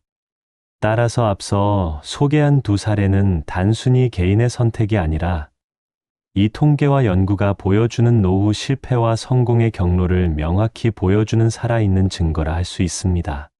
이제 이어지는 조언 부분에서는 여러분이 지금부터 점검해 볼 수 있는 핵심 준비 사항을 함께 살펴보겠습니다. 이제부터는 우리가 살펴본 두 가지 극단적인 노후 준비 사례, 즉 준비 부족으로 무너졌던 사례와 준비를 통해 안정된 노후를 살아가고 있는 사례를 바탕으로 해결책을 이야기해 보겠습니다. 대한민국 정부와 지자체는 이미 다양한 노인복지 정책을 시행하고 있는데요. 먼저 중앙정부 차원에서는 노인고용 및 사회활동 지원이라는 명목으로 2023년부터 2027년까지 제3차 종합계획을 발표했고, 이를 통해 노인 일자리 확대와 사회 서비스 분야로의 고령자 참여 비중을 40% 이상으로 높이려는 목표를 제시했습니다. 또한 노인 복지주택 공급을 연간 1,000세대에서 3,000세대로 확대하겠다는 내용도 포함되어 있어 주거와 커뮤니티 지원을 강화하는 방향이 잡혀 있습니다. 지역 지자체에서는 노인복지관과 경로당을 중심으로 건강여가 사회 참여 프로그램을 운영하며 노인이 단절되지 않고 활동할 수 있도록 공간과 기회를 마련하고 있습니다. 예컨대 노인복지센터에서 매일 제공되는 무료급식과 운동문화 프로그램이 그것입니다. 해외에서도 비슷한 문제를 해결하기 위해 미국에서는 고령자를 위한 영양 지원, 재택 지역 기반 돌봄, 이동 서비스, 사회 참여 및 평생학습 프로그램을 법제화하여 운영 중입니다. 이런 제도들은 노인이 일 없이 집에만 있는 상태에서 탈피하여 사회적 역할을 유지하고 신체 정신 건강을 지키며 경제 주거 관계 위기에서 자유로울 수 있게 만들어 줍니다. 따라서 여러분께 권하고 싶은 실질적인 조언은 다음과 같습니다. 첫째, 거주지 관할 구청이나 시군구 노인복지과에서 운영하는 노인 맞춤형 주거 지원 혹은 실버타운 공급 사업 정보를 확인하고 TOC 신청하는 것이 좋습니다. 둘째, 퇴직 이후라도 일자리 또는 재능 기부 형태의 사회활동을 정기적으로 유지하는 것이 권장됩니다. 정부가 제공하는 신중년 노인 일자리 플랫폼을 통해 공공 서비스 또는 민간 서비스 분야로 참여하는 것을 고려해 보세요. 셋째, 건강과 여가를 위한 프로그램 지역 복지관이나 경로당의 운동문화 학습 프로그램에 적극 참여하여 규칙적인 루틴을 만들되 동시에 관계 유지와 가정 내 소통에도 신경 써야 합니다. 넷째, 정부와 지자체에서 제공하는 무료 상담이나 재정노후 설계 프로그램을 활용해 재정적 기반을 점검하고 가능하다면 지역 금융복지센터나 은퇴 설계 워크숍을 통해 삶의 구조를 다시 점검해 볼 필요가 있습니다. 이러한 조치들은 단순히 문제를 막는 노력이 아니라 안정된 노후를 설계하는 필수 행위입니다. 지금이 바로 실행할 시기입니다. 여기까지 보셨다면 좋아요 버튼 한번 눌러주시고 노후 준비에 대한 생각을 갖고 계시다면 지금 이 순간부터 작은 변화 하나를 시작해 보세요. 퇴직 후 인생의 마지막 산을 오르려던 한 남자는 외로움에 이끌려 길을 잃었습니다. 믿었던 사람에게 속고 함께였던 가족과도 멀어졌죠. 그의 손에 남은 건 흙이 묻은 등산화 한 켤레뿐이었습니다. 그 신발은 자유의 상징이었지만 결국 후에 무게를 담은 짐이 되어버렸습니다. 반면 또 다른 남자는 같은 시계 아래에서 전혀 다른 길을 걸었습니다. 그는 화려한 산이 아닌 매일 같은 길을 걸었습니다. 아침 햇살에 아내의 손을 잡고 초침이 돌아가는 소리에 하루를 시작했습니다. 그의 손목 위 낡은 시계는 오늘 하루를 성실히 살아냈다는 조용한 증거였습니다. 두 사람의 노후는 같은 시간 속에서 시작됐지만 전혀 다른 끝을 맞았습니다. 한 사람은 외로움에 흔들렸고 또 한 사람은 사랑으로 단단해졌습니다. 한 사람은 퇴직금을 잃었고 또 한 사람은 가족의 신뢰를 얻었습니다. 한 사람은 어둠 속에서 초침이 멈췄고 또 한 사람은 초침과 함께 인생의 마지막 리듬을 완성했습니다. 여러분, 우리는 누구나 나이 들면 외로워지고 마음이 약해집니다. 하지만 진짜 무서운 건 나이 그 자체가 아니라 내 마음의 문을 닫고 세상과 관계를 끊는 일입니다. 돈을 잃는 건 다시 벌 수 있지만 마음을 잃으면 인생 전체가 무너집니다. 그래서 우리는 지금부터라도 준비해야 합니다. 건강을 지키고 관계를 돌보고 나 자신을 매일 다시 일으켜 세워야 합니다. 하루에 30분 걷기, 한 끼의 식사 감사하기, 가족에게 먼저 말 걸기. 그 작은 습관들이 쌓여서 평생의 안정이 됩니다. 지금 이 순간 화면 앞에 계신 여러분께 꼭 전하고 싶은 말이 있습니다. 당신의 인생은 아직 끝나지 않았습니다. 퇴직은 끝이 아니라 나를 다시 세우는 첫 번째 페이지입니다. 등산화의 흙을 털어내고 낡은 시계를 다시 감는 순간, 당신의 인생은 또 한 번 새로 시작됩니다. 혹시 지금 마음이 무겁나요? 퇴직 후 삶이 불안하고 건강이나 관계가 멀어졌다고 느껴지시나요? 그렇다면 너무 늦었다고 생각하지 마세요. 오늘이 바로 그 시작이 될 수 있습니다. 누군가에겐 인생의 끝이지만 누군가에겐 회복의 첫걸음이 됩니다. 외로움을 선택하면 후회가 찾아오지만 관계를 붙잡으면 희망이 찾아옵니다. 무기력함에 젖으면 세상이 멀어지지만 한 발 내디디면 세상이 다시 다가옵니다. 그리고 무엇보다 그 길의 끝엔 당신을 기다리는 가족이 있습니다. 그들의 미소는 돈으로 살 수 없고 당신이 다시 일어설 때 비로소 되찾을 수 있는 선물입니다. 우리 모두 언젠가 노을 같은 나이를 맞이합니다. 하지만 그 노을이 어둠이 될지 따뜻한 빛이 될지는 지금 우리가 어떤 마음으로 하루를 사느냐에 달려 있습니다. 그 남자는 시계를 멈추지 않았습니다. 그 초침은 여전히 사랑하는 사람 곁에서 천천히 흘러가고 있습니다.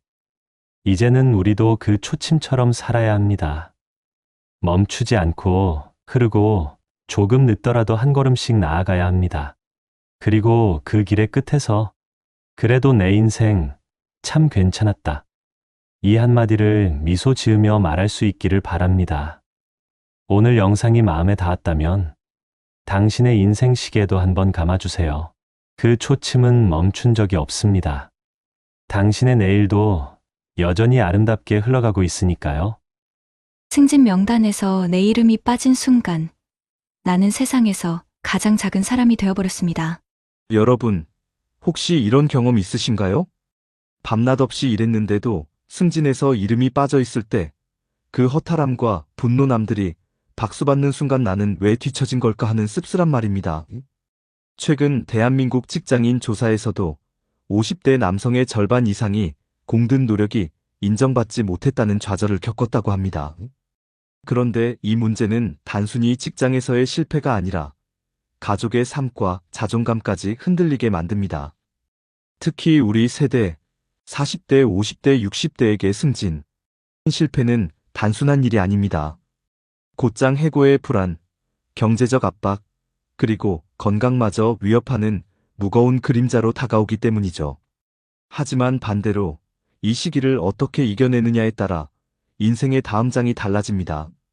오늘은 승진에서 탈락한 아들에게 건네는 아버지의 편지를 통해 우리가 놓치지 말아야 할 삶의 지혜를 함께 나누고자 합니다. 끝까지 함께 해주시면 지금의 상처를 새로운 출발점으로 바꾸는 길을 분명히 찾으실 수 있을 겁니다.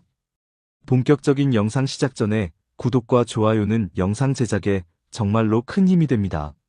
책상 위에 흰 봉투가 놓여 있었다. 아들에게라고 또박또박 적힌 글자. 박성호는 저녁밥을 시켜둔 채 회사에서 돌아온 아들 민재의 어깨가 축 늘어진 것을 보고도 아무 말 하지 못했다.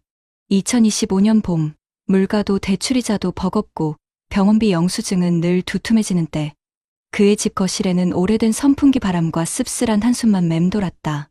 성우는 중소기업 영업팀 부장으로 정년을 채우고 몇 해 전 퇴직했다. 자랑할 경력은 많지 않았다. 매출이 오르던 해보다 버티던 해가 더 많았고 명함에 새겨진 직함보다 고객에게 먼저 안부를 묻던 습관이 몸에 밴 사람. 그가 오늘 밤 꺼낸 건 회식 자리에서 배우지 못한 말들이었다. 버티는 법과 스스로를 잃지 않는 버프, 그리고 내가 승진해서 미끄러졌다고. 내 인생이 미끄러진 건 아니라는 말. 봉투 속 편지는 그렇게 시작됐다. 사연 도입 민재는 수도권 제조업체의 품질관리 파트에서 잔업을 달고 살았다. 주말마다 공장 라인을 돌며 불량률 보고서를 고쳤고 상사에게는 현장 정리도 실력이라는 말을 배우며 묵묵히 치웠다. 평범했지만 성실했고 집에 오면 엄마 약 봉투를 챙기고 전세 만기 알림을 확인하는 가족을 먼저 떠올리는 아들이었다. 갈등 전개. 그런데 올봄 인사 발령 공지가 올라왔을 때 민재의 이름은 명단에 없었다. 후배가 먼저 팀장을 달았고 새로운 바람이라는 한 줄 코멘트가 사무실을 지나갔다. 그날 밤 냉장고 문 앞에서 그는 말없이 물만 마셨다. 절정 한 달이 지나자 경무와 초조가 겹쳐졌다. 라인에서 작은 사고가 났고 책임 소재를 둘러싼 회의에서 민재는 스스로를 더 몰아붙였다. 야간 근무 뒤 돌아온 새벽, 거실 불을 끄지 못한 채 소파에 웅크려 있던 그의 손에서 사원증이 바닥으로 떨어졌다. 전환성호는 그 손을 조용히 들어 올리며 서랍 깊숙이 넣어두었던 자신의 오래된 수첩을 꺼냈다. 아빠도 내 나이 때 승진 명단에서 3번 미끄러진 적이 있다. 그때 회사 계단을 오르내리며 내가 부족해서일까만 수백 번 되뇌었다. 그런데 버틴 끝에 알게 된 건 실력은 하루아침에 보이지 않고 태도와 관계가 먼저 보인다는 사실이었다. 그는 더 길게 말하지 않았다. 장판에 툭 떨어진 사원증을 집어 책상 위에 올려두고 내일은 보고서 첫 문장부터 바꿔보자라고만 적었다. 공장 안전등이 꺼지는 시각, 카드값 청구 알림이 울리는 시각, 전기요금, 인상 알림이 뜨는 시각을 그는 알고 있었다. 그래서 문장 사이사이에 작은 행동표를 끼워 넣었다. 라벨, 표기, 순서, 확인. 마음이 무너지기 전에 손부터 움직이게 하는 장치였다. 공감 유도 마무리 남 얘기 같지 않다. 그치? 그래서 내가 편지를 썼다. 상징처럼 흰 봉투가 탁자 위에서 작은 숨을 쉬었다. 성호의 편지는 장황하지 않았다. 첫 장에는 돈 얘기가 없었다. 다만 누가 너를 평가하든 너는 너를 깎지 마라는 문장이 3번이나 반복되어 있었다. 그리고 둘째 장에는 그가 젊은 시절 겪었던 눈물의 골짜기가 조용히 적혀 있었다. 영업팀 막내였던 어느 해 여름, 창고에서 반품 상자를 밤새 옮기다 허리를 삐끗했고, 다음 날 아침 고객 미팅에선 가격표 한 줄을 틀려 계약을 놓쳤다. 그때 선배는 실수에 이름표를 달아두면 다음엔 먼저 알아본다라고 했다. 성우는 그 말을 그대로 적었다. 실수는 내 것, 교훈도 내 것. 그는 아들에게 실패를 강요하지 않았다. 그저 실패를 붙잡고 지나온 밤들을 보여주었다.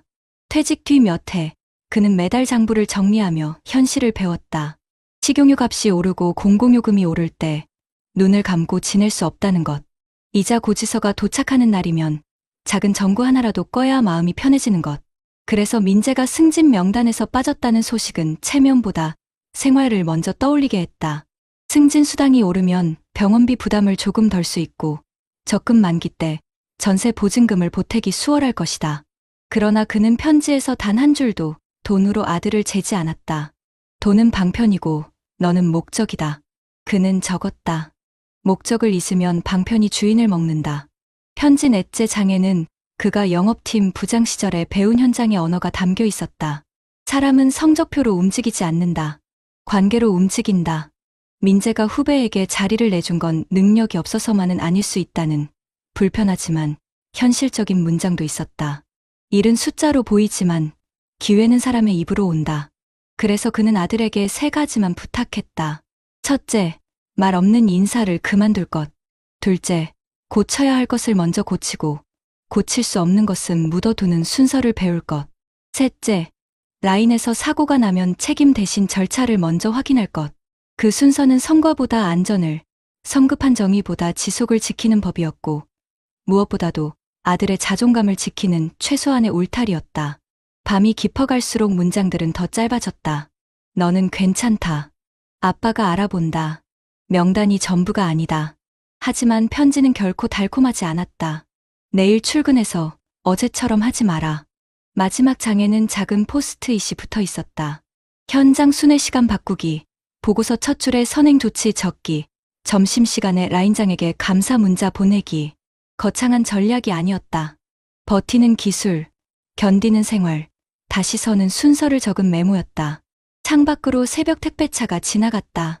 성우는 봉투를 닫으며 아들이 잠든 소파 옆에 조용히 놓았다. 그리고 자신의 노트 한 장을 찢어 작은 메모를 더했다.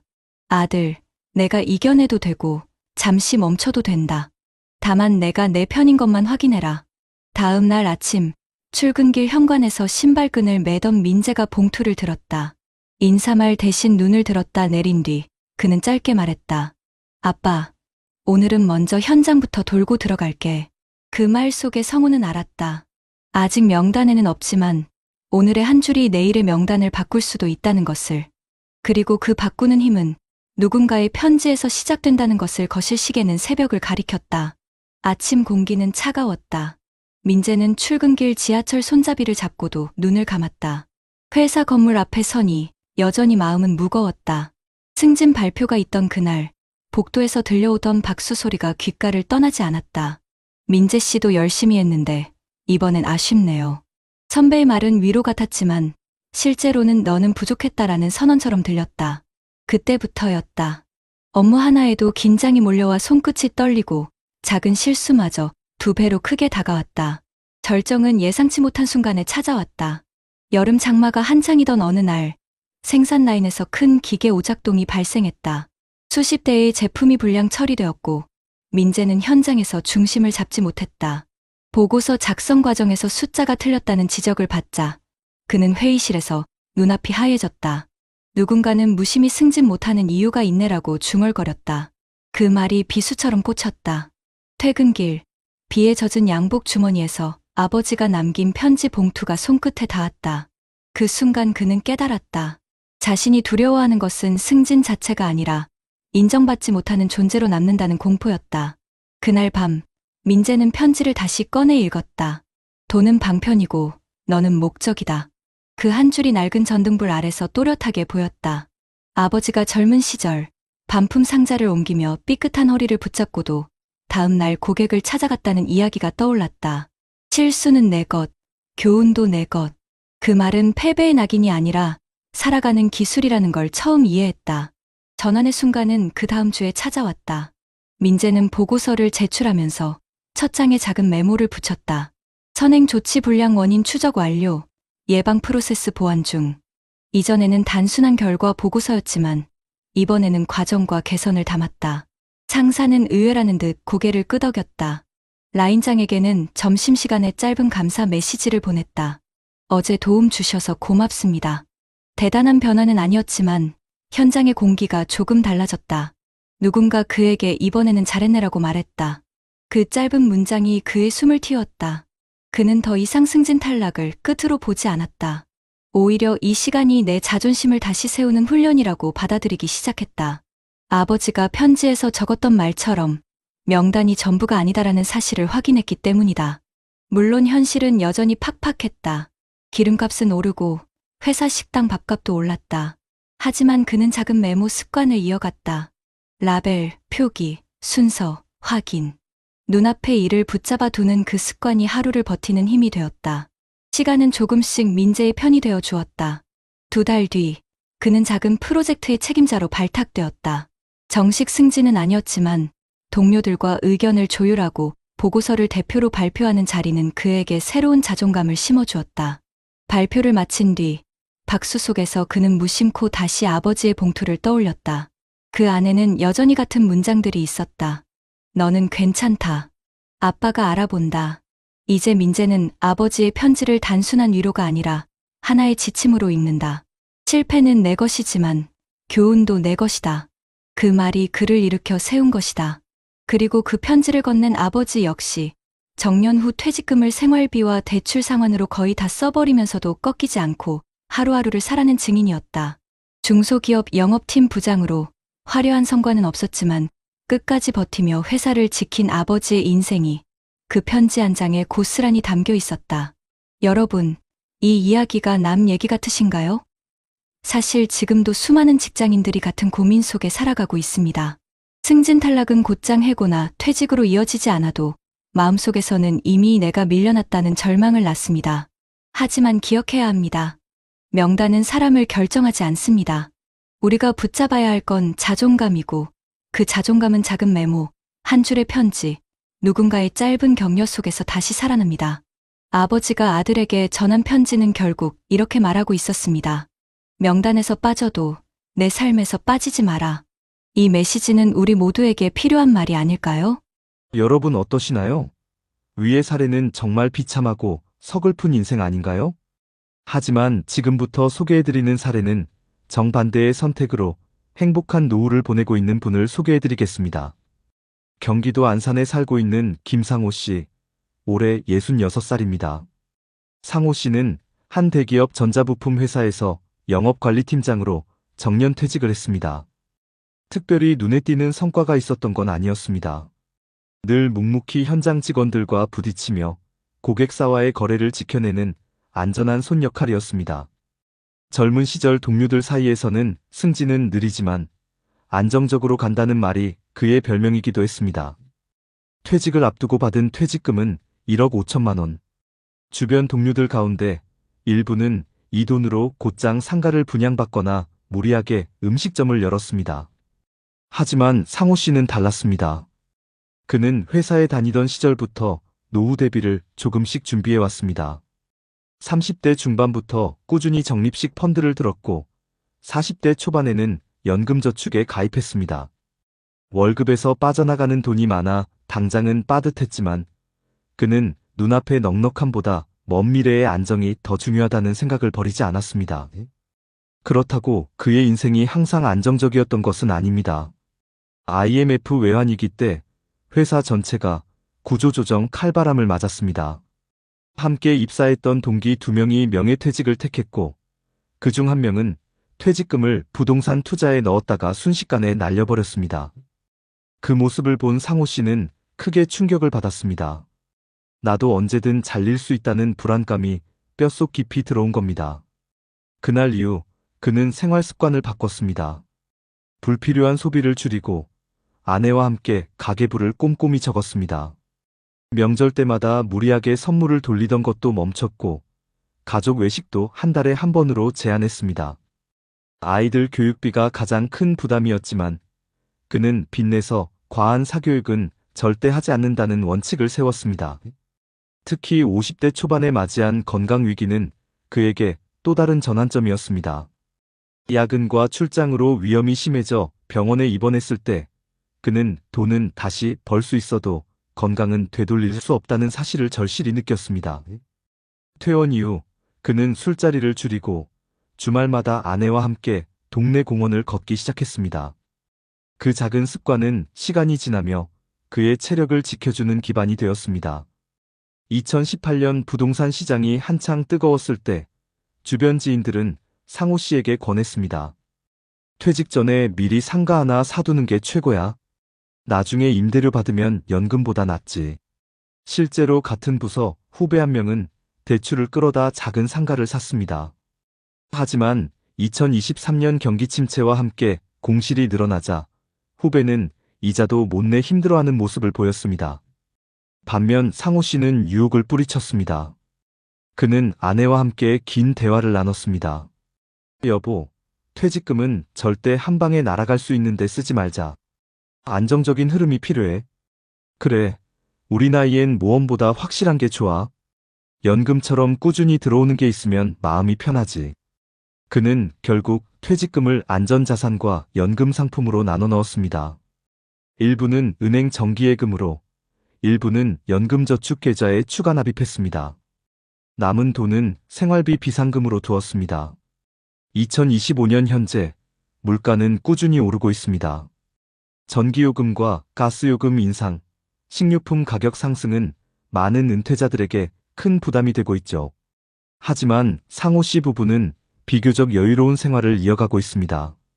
매달 국민연금과 연금저축에서 나오는 금액이 합쳐져 생활비를 충당할 수 있기 때문입니다.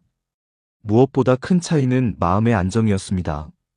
같은 아파트 단지의 또래 이웃 중 일부는 여전히 아르바이트를 전전하거나 자녀에게 생활비를 의지하고 있었습니다. 하지만 상호 씨는 아침마다 텃밭에서 상추를 따고 아내와 함께 동네 작은 도서관에서 자원봉사를 다니며 시간을 보냈습니다. 손주가 놀러오면 준비해둔 저금통에서 용돈을 꺼내주는 재미도 있었습니다. 그는 종종 아내에게 이렇게 말하곤 합니다. 내가 예전에 무리해서 상가 투자했으면 지금 아마 집도 잃고 마음도 잃었을 거야. 아내는 웃으며 대답합니다. 당신이 미리 준비해둔 덕분에 지금 이렇게 웃는 거잖아요. 여러분, 상호 씨의 이야기는 결코 특별한 재능이나 운 덕분이 아닙니다. 그는 평범하게 회사에 다니며 작은 습관과 원칙을 지켜온 것뿐입니다. 다만 중요한 순간에 무리한 선택을 하지 않았고 안정을 최우선으로 삼았습니다. 그래서 그의 노후는 두려움보다 평온이 많습니다. 이웃의 어려움에 귀 기울일 수 있고 손주에게 미소 지어줄 수 있으며 무엇보다 스스로에게 나는 준비된 삶을 살고 있다고 말할 수 있습니다. 하지만 상호 씨의 노후에도 위기가 없었던 것은 아닙니다. 2022년 겨울 아내가 갑작스럽게 당뇨 합병증으로 병원에 입원하게 되었습니다. 매달 들어가는 약값과 치료비가 생각보다 컸습니다. 당시 물가 상승으로 장바구니 물가가 치솟고 난방비 고지서는 예년에 2배 가까이 불어났습니다. 주변 친구들은 그에게 조언했습니다. 이럴 때는 가지고 있는 자산을 조금 풀어야지. 집을 담보로 대출받아서라도 병원비를 마련해야 한다니까. 다른 지인은 이렇게 말했습니다. 나 같으면 지금이라도 상가 하나 사서 임대 돌리지. 치료비는 임대료로 해결하면 되잖아. 순간 상호 씨도 흔들렸습니다. 퇴직금으로 남겨둔 예금이 점점 줄어드는 걸 보면서 마음 한켠에 불안이 몰려왔기 때문입니다. 하지만 그는 결국 큰 결정을 내리지 않았습니다. 이유는 단순했습니다. 내가 지금 무리한 선택을 하면 나중에 더 큰 구멍이 날 수 있다. 그는 아내와 상의한 끝에 치료비는 국민연금과 연금저축에서 나오는 현금 흐름 안에서 조정하기로 했습니다. 생활비를 줄이고 여가 지출을 아끼고 대신 건강 회복에 집중하기로 한 것입니다. 그 결정은 쉽지 않았지만 시간이 지나며 옳았다는 것을 알게 되었습니다. 아내는 재활치료를 거쳐 건강을 어느 정도 회복했고 두 사람은 생활 습관을 바꾸면서 지출을 다시 관리할 수 있었습니다. 아내가 회복한 뒤 두 사람은 새로운 습관을 만들었습니다. 매일 아침 함께 걷기, 주말마다 텃밭 돌보기, 그리고 손주와 시간을 보내는 것. 단순한 일상이었지만 그것이야말로 노후의 안정과 행복을 지켜주는 힘이었습니다. 2024년 정부에서 고령층 의료비 지원 정책을 확대하면서 상호 씨 부부는 매달 부담하던 약값 일부를 경감받을 수 있었습니다. 그 작은 변화가 큰 안도감을 주었습니다. 준비해둔 연금에다 정부의 지원이 더해지니 이제는 예기치 못한 상황에도 무너지지 않겠구나. 상호 씨는 아내와 함께 다시금 미래를 긍정적으로 바라볼 수 있었습니다. 그는 동네 주민센터에서 진행하는 금융교육에도 꾸준히 참여했습니다. 거기서 만난 또래 친구들과 경험을 나누며 노후에는 소득의 크기보다 소득의 안정성이 중요하다는 점을 다시 확인했습니다. 많은 이웃이 무리한 투자로 고생하고 있다는 이야기를 들을 때마다 상호 씨는 스스로에게 다짐했습니다. 나는 잘 버텼다. 그리고 앞으로도 이 길을 지켜야 한다. 여러분, 상호 씨의 삶은 극적으로 드라마틱하지 않습니다. 그저 평범한 직장인으로 살다가 조금 일찍부터 노후 준비를 시작했고 무리하지 않았을 뿐입니다. 하지만 그 차이가 노후의 무게를 완전히 달라지게 만들었습니다. 지금도 많은 사람들이 비슷한 갈림길에 서 있습니다. 퇴직금을 어디에 써야 할지 고민하고 눈앞의 이익에 흔들리며 불안 속에서 결정을 내립니다. 하지만 상호 씨의 이야기가 보여주듯 안정과 준비를 선택한 사람에게는 위기가 와도 다시 설 수 있는 힘이 있습니다. 그는 손주가 놀러 올 때마다 이런 말을 자주 합니다. 할아버지가 젊었을 때 한 번의 유혹에 흔들렸다면 너에게 줄 용돈도 웃음도 없었을 거야. 이 말 속에는 단순한 자랑이 아니라 긴 세월을 버티며 배운 교훈이 담겨 있습니다. 여러분, 노후의 행복은 결코 우연히 오지 않습니다. 준비한 만큼, 그리고 무리하지 않은 만큼 다가옵니다. 위에서 소개한 불행한 사례가 남 얘기 같지 않듯 상호 씨의 사례 또한 우리에게 실현 가능한 길을 보여줍니다. 지금의 작은 선택이 앞으로의 큰 차이를 만들어낼 것입니다. 여러분, 먼저 한국의 현실부터 다시 확인해 봐야겠어요. 한국 고령자의 상대적 빈곤율은 OECD 국가 중에서도 가장 높은 수준입니다. 실제로 2018년 기준으로 기준 중위소득의 절반 이하로 사는 65세 이상 인구 비율이 40%를 넘었고 2021년에는 37.7%까지 조금 낮아졌지만 여전히 OECD 평균 약 13%의 3배에 달합니다. 게다가 소득뿐 아니라 자산과 소비를 포함해보면 빈곤의 정도는 여전히 심각한 수준이며 특히 1950년 이전 출생한 고령층에서 더 높게 나타난다고 합니다. 연금 체계도 충분한 보호를 제공하지 못하고 있다는 것이 현실입니다. 기본연금은 2021년 기준 최대 30만 원 수준이었는데 이는 노후 생활비의 아주 일부만을 채워줄 뿐입니다. 위키백과 그리고 한국의 공공사회복지 지출은 GDP 대비 약 12.3%에 불과한데 이는 OECD 평균 20.1%의 60% 수준밖에 안 되가 노인을 위한 복지연금 지출로 넉넉하다고 보기 어렵죠. 인구 구조도 빠르게 변하고 있습니다. 2022년 기준으로 65세 이상 인구 비율이 14%를 넘어 이미 고령사회로 진입했으며 2045년에는 세계에서 가장 빠르게 초고령 사회로 진입할 것으로 예상됩니다. 2067년에는 고령층이 전체 인구의 46.5%를 넘어설 전망이에요. 한편 국민연금, 기금의 지속 가능성도 도전받고 있습니다. 최근 국회는 국민연금 보험료율을 현행 9%에서 향후 8년간 점진적으로 13%까지 인상하고 2026년까지 소득 대체율을 41.5%에서 43%로 높이는 개혁을 통과시켰습니다. 이는 공적연금 기금의 고갈 시점을 15년 정도 늦춰 2071년까지 연장하겠다는 계획입니다. 또한 한국의 피크임금 시스템 즉 56세 이후 임금을 연차별로 줄이다가 정년퇴직을 맞이하도록 설계된 구조는 고령층의 소득을 크게 줄이는 문제로 지적받고 있습니다. 60세 이상 노동자 중 약 70%가 불안정 고용 상태에 있고 65세 이상 고령자의 약 38%는 빈곤선 이하 소득으로 살아간다는 통계도 있습니다. 한편 국외를 살펴보면 세계은행이나 OECD에서도 한국의 노후소득 보장 체계가 취약하다고 평가받고 있으며 급속한 고령화와 낮은 복지 지출이 결합되어 노인 빈곤 문제를 악화시키고 있다는 분석이 많습니다. 구체적 논문명은 언급하지 않습니다. 이러한 자료들은 위 사례처럼 꼼꼼히 준비하고 안정적 자산연금 기반을 갖춘 분이 얼마나 드물고 또 중요하게 여겨지는지를 보여주는 강력한 배경이 됩니다. 여러분, 이제부터는 실질적으로 도움이 될 만한 정책들을 함께 볼게요. 먼저 대한민국 정부는 2025년 노인에게 가능한 일자리를 110만 개 만들고 기본연금과 장애연금을 2.3% 인상하기로 했습니다. 그리고 서울시에서는 2040년까지 최대 225곳의 실버케어 센터를 짓는 계획으로 고령층의 복지 서비스 접근성을 높이려고 노력하고 있습니다. 더불어 2025년 1월에는 시니어 고용지원센터가 문을 열어 60세 이상 고령자에게 적합한 민간 일자리를 연결하고 맞춤형 직무 교육을 제공하게 되었습니다. 이처럼 한국에서는 단순 연금만이 아니라 실제 일할 수 있는 기회와 지역 기반 돌봄 인프라를 확충하는 쪽으로 정책을 짜고 있어요. 또한 치매나 장기요양 같은 문제도 관심의 대상이 되고 있는데요.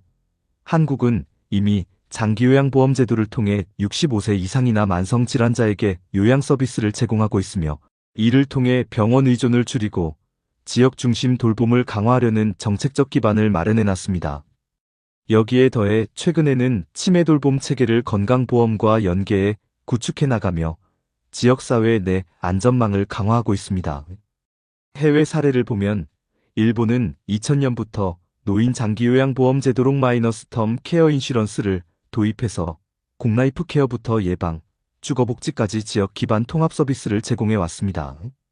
특히 2015년에는 고위험 대상 중심 방식에서 커뮤니티 기반 예방 중심으로 전략을 전환해 이코이노사로나 KUINO 설랑 같은 커뮤니티 공간을 활용하는 방식도 강화했죠.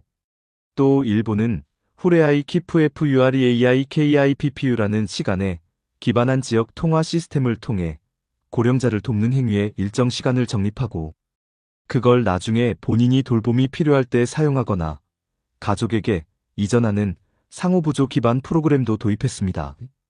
이 시스템은 단순 복지가 아니라 연대와 신뢰의 구조를 만드는 방식으로 우리도 참고할 만한 아이디어입니다. 정리하자면 국내에서는 일자리 확대, 장기요양보험의 확대, 그리고 치매 지역 돌봄 연계 강화가 핵심입니다. 지자체별로 실버케어 센터, 시니어 고용센터 같은 공간과 지원망을 확대하고 있어요. 해외, 특히 일본 사례에서는 지역 기반 예방 돌봄, 상호부조 시스템, 통합 커뮤니티 케어라는 접근이 매우 유효합니다. 여기서 중요한 건 이 정책들을 내 삶의 도구로 실제 활용하는 것입니다. 예를 들어 주민센터나 복지센터의 장기요양급여 절차를 문의해보거나 시니어, 일자리 정보를 꼼꼼히 챙기고 동네 커뮤니티 활동에 참여해 후레아의 키프 같은 상호지원 네트워크를 만들어보는 것도 좋습니다. 그리고 무조건 장기 투자나 고위험 투자 전에 이런 제도적 안전망을 먼저 챙기는 것이 진짜 노후 안정을 지키는 길이니까요. 한 장의 편지는 때로는 무너진 마음을 일으켜 세우고 또 한 장의 저금통은 미래를 환하게 밝혀주는 등불이 된다. 쓰러진 이름표를 붙잡고 울던 이도 있었고 작은 습관을 지켜내며 웃음을 남긴 이도 있었다. 길은 다르지만 결국 우리의 노후는 오늘의 선택으로 쓰여지는 또 다른 이야기다. 여러분, 오늘 우리는 두 사람의 삶을 함께 걸어왔습니다. 승진에서 탈락하고 자신감을 잃어 매일이 두려움이었던 한 남자의 이야기. 그리고 무리하지 않고 한 발짝씩 준비하며 평온한 노후를 맞이한 또 다른 남자의 이야기. 한 사람은 명단에서 이름이 빠진 순간 세상에서 가장 작은 존재가 되었고, 다른 한 사람은 이름표보다 자신을 먼저 믿으며 삶을 지켜냈습니다. 한 사람은 현실의 벽 앞에서 버티기조차 힘들어 눈물로 밤을 치새웠지만, 다른 한 사람은 작은 습관과 원칙을 지켜내며 손주에게 미소를 건넬 수 있었습니다. 여러분, 우리의 인생은 이 두 길 어디쯤에 놓여 있지 않을까요? 누구도 실패를 피할 수 없고, 누구도 불안을 모른 척할 수는 없습니다. 하지만 어떤 태도로, 어떤 준비로 그 시간을 버티고 지나가느냐에 따라 우리의 내일은 전혀 다른 얼굴을 하고 다가옵니다. 오늘도 대한민국의 수많은 50대, 60대, 70대들이 같은 고민 속에 살아갑니다. 내일을 위해 지금 무엇을 해야 할까? 이 불안한 시대에 나도 행복한 노후를 맞을 수 있을까? 여러분, 답은 거창하지 않습니다. 버티는 힘, 스스로를 믿는 자존감, 그리고 작은 준비가 바로 해답입니다. 편지를 남긴 아버지가 아들에게 말했듯, 명단에서 빠져도 인생에서 빠지지 마라. 그리고 평생 검소함과 원칙을 지켜온 또 다른 남자가 말하듯, 돈은 방편이고 내가 목적이다. 이 두 문장은 우리가 지금부터 붙잡아야 할 지혜가 아닐까요? 여러분, 이제 우리의 선택이 중요합니다. 눈앞의 유혹과 불안에 흔들려 후회로 가득한 노후를 맞을 것인지, 아니면 지금부터라도 작은 준비를 이어가며 당당하고 따뜻한 노후를 만들어갈 것인지, 우리는 여전히 선택할 수 있습니다. 그리고 그 선택은 멀리 있는 것이 아니라 내일 아침을 어떻게 시작할지, 오늘 하루를 어떤 마음으로 마무리할지에 달려 있습니다. 마지막으로 여러분께 이런 말씀을 드리고 싶습니다. 행복한 노후는 어느 날 갑자기 주어지지 않는다. 매일의 습관과 작은 다짐이 모여 마침내 나와 가족을 웃게 만드는 가장 큰 선물이 된다. 오늘 제가 전해드린 두 사람의 이야기가 여러분의 내일을 다시 바라보게 하는 거울이 되었기를 바랍니다. 여러분, 우리의 인생은 아직 끝나지 않았습니다. 그리고 지금 이 순간, 우리의 선택이 사랑하는 가족과 나 자신에게 가장 큰 희망이 될 수 있습니다. 여러분, 이제는 우리의 차례입니다. 오늘 이 영상을 보신 여러분의 작은 실천 하나가 내일의 눈물을 웃음으로 바꿀 수 있습니다. 지금 이 순간, 나 자신을 믿고 준비하고 다시 걸어가 봅시다. 그 길 끝에서 분명 우리는 더 따뜻하고 빛나는 노후를 만날 수 있을 겁니다.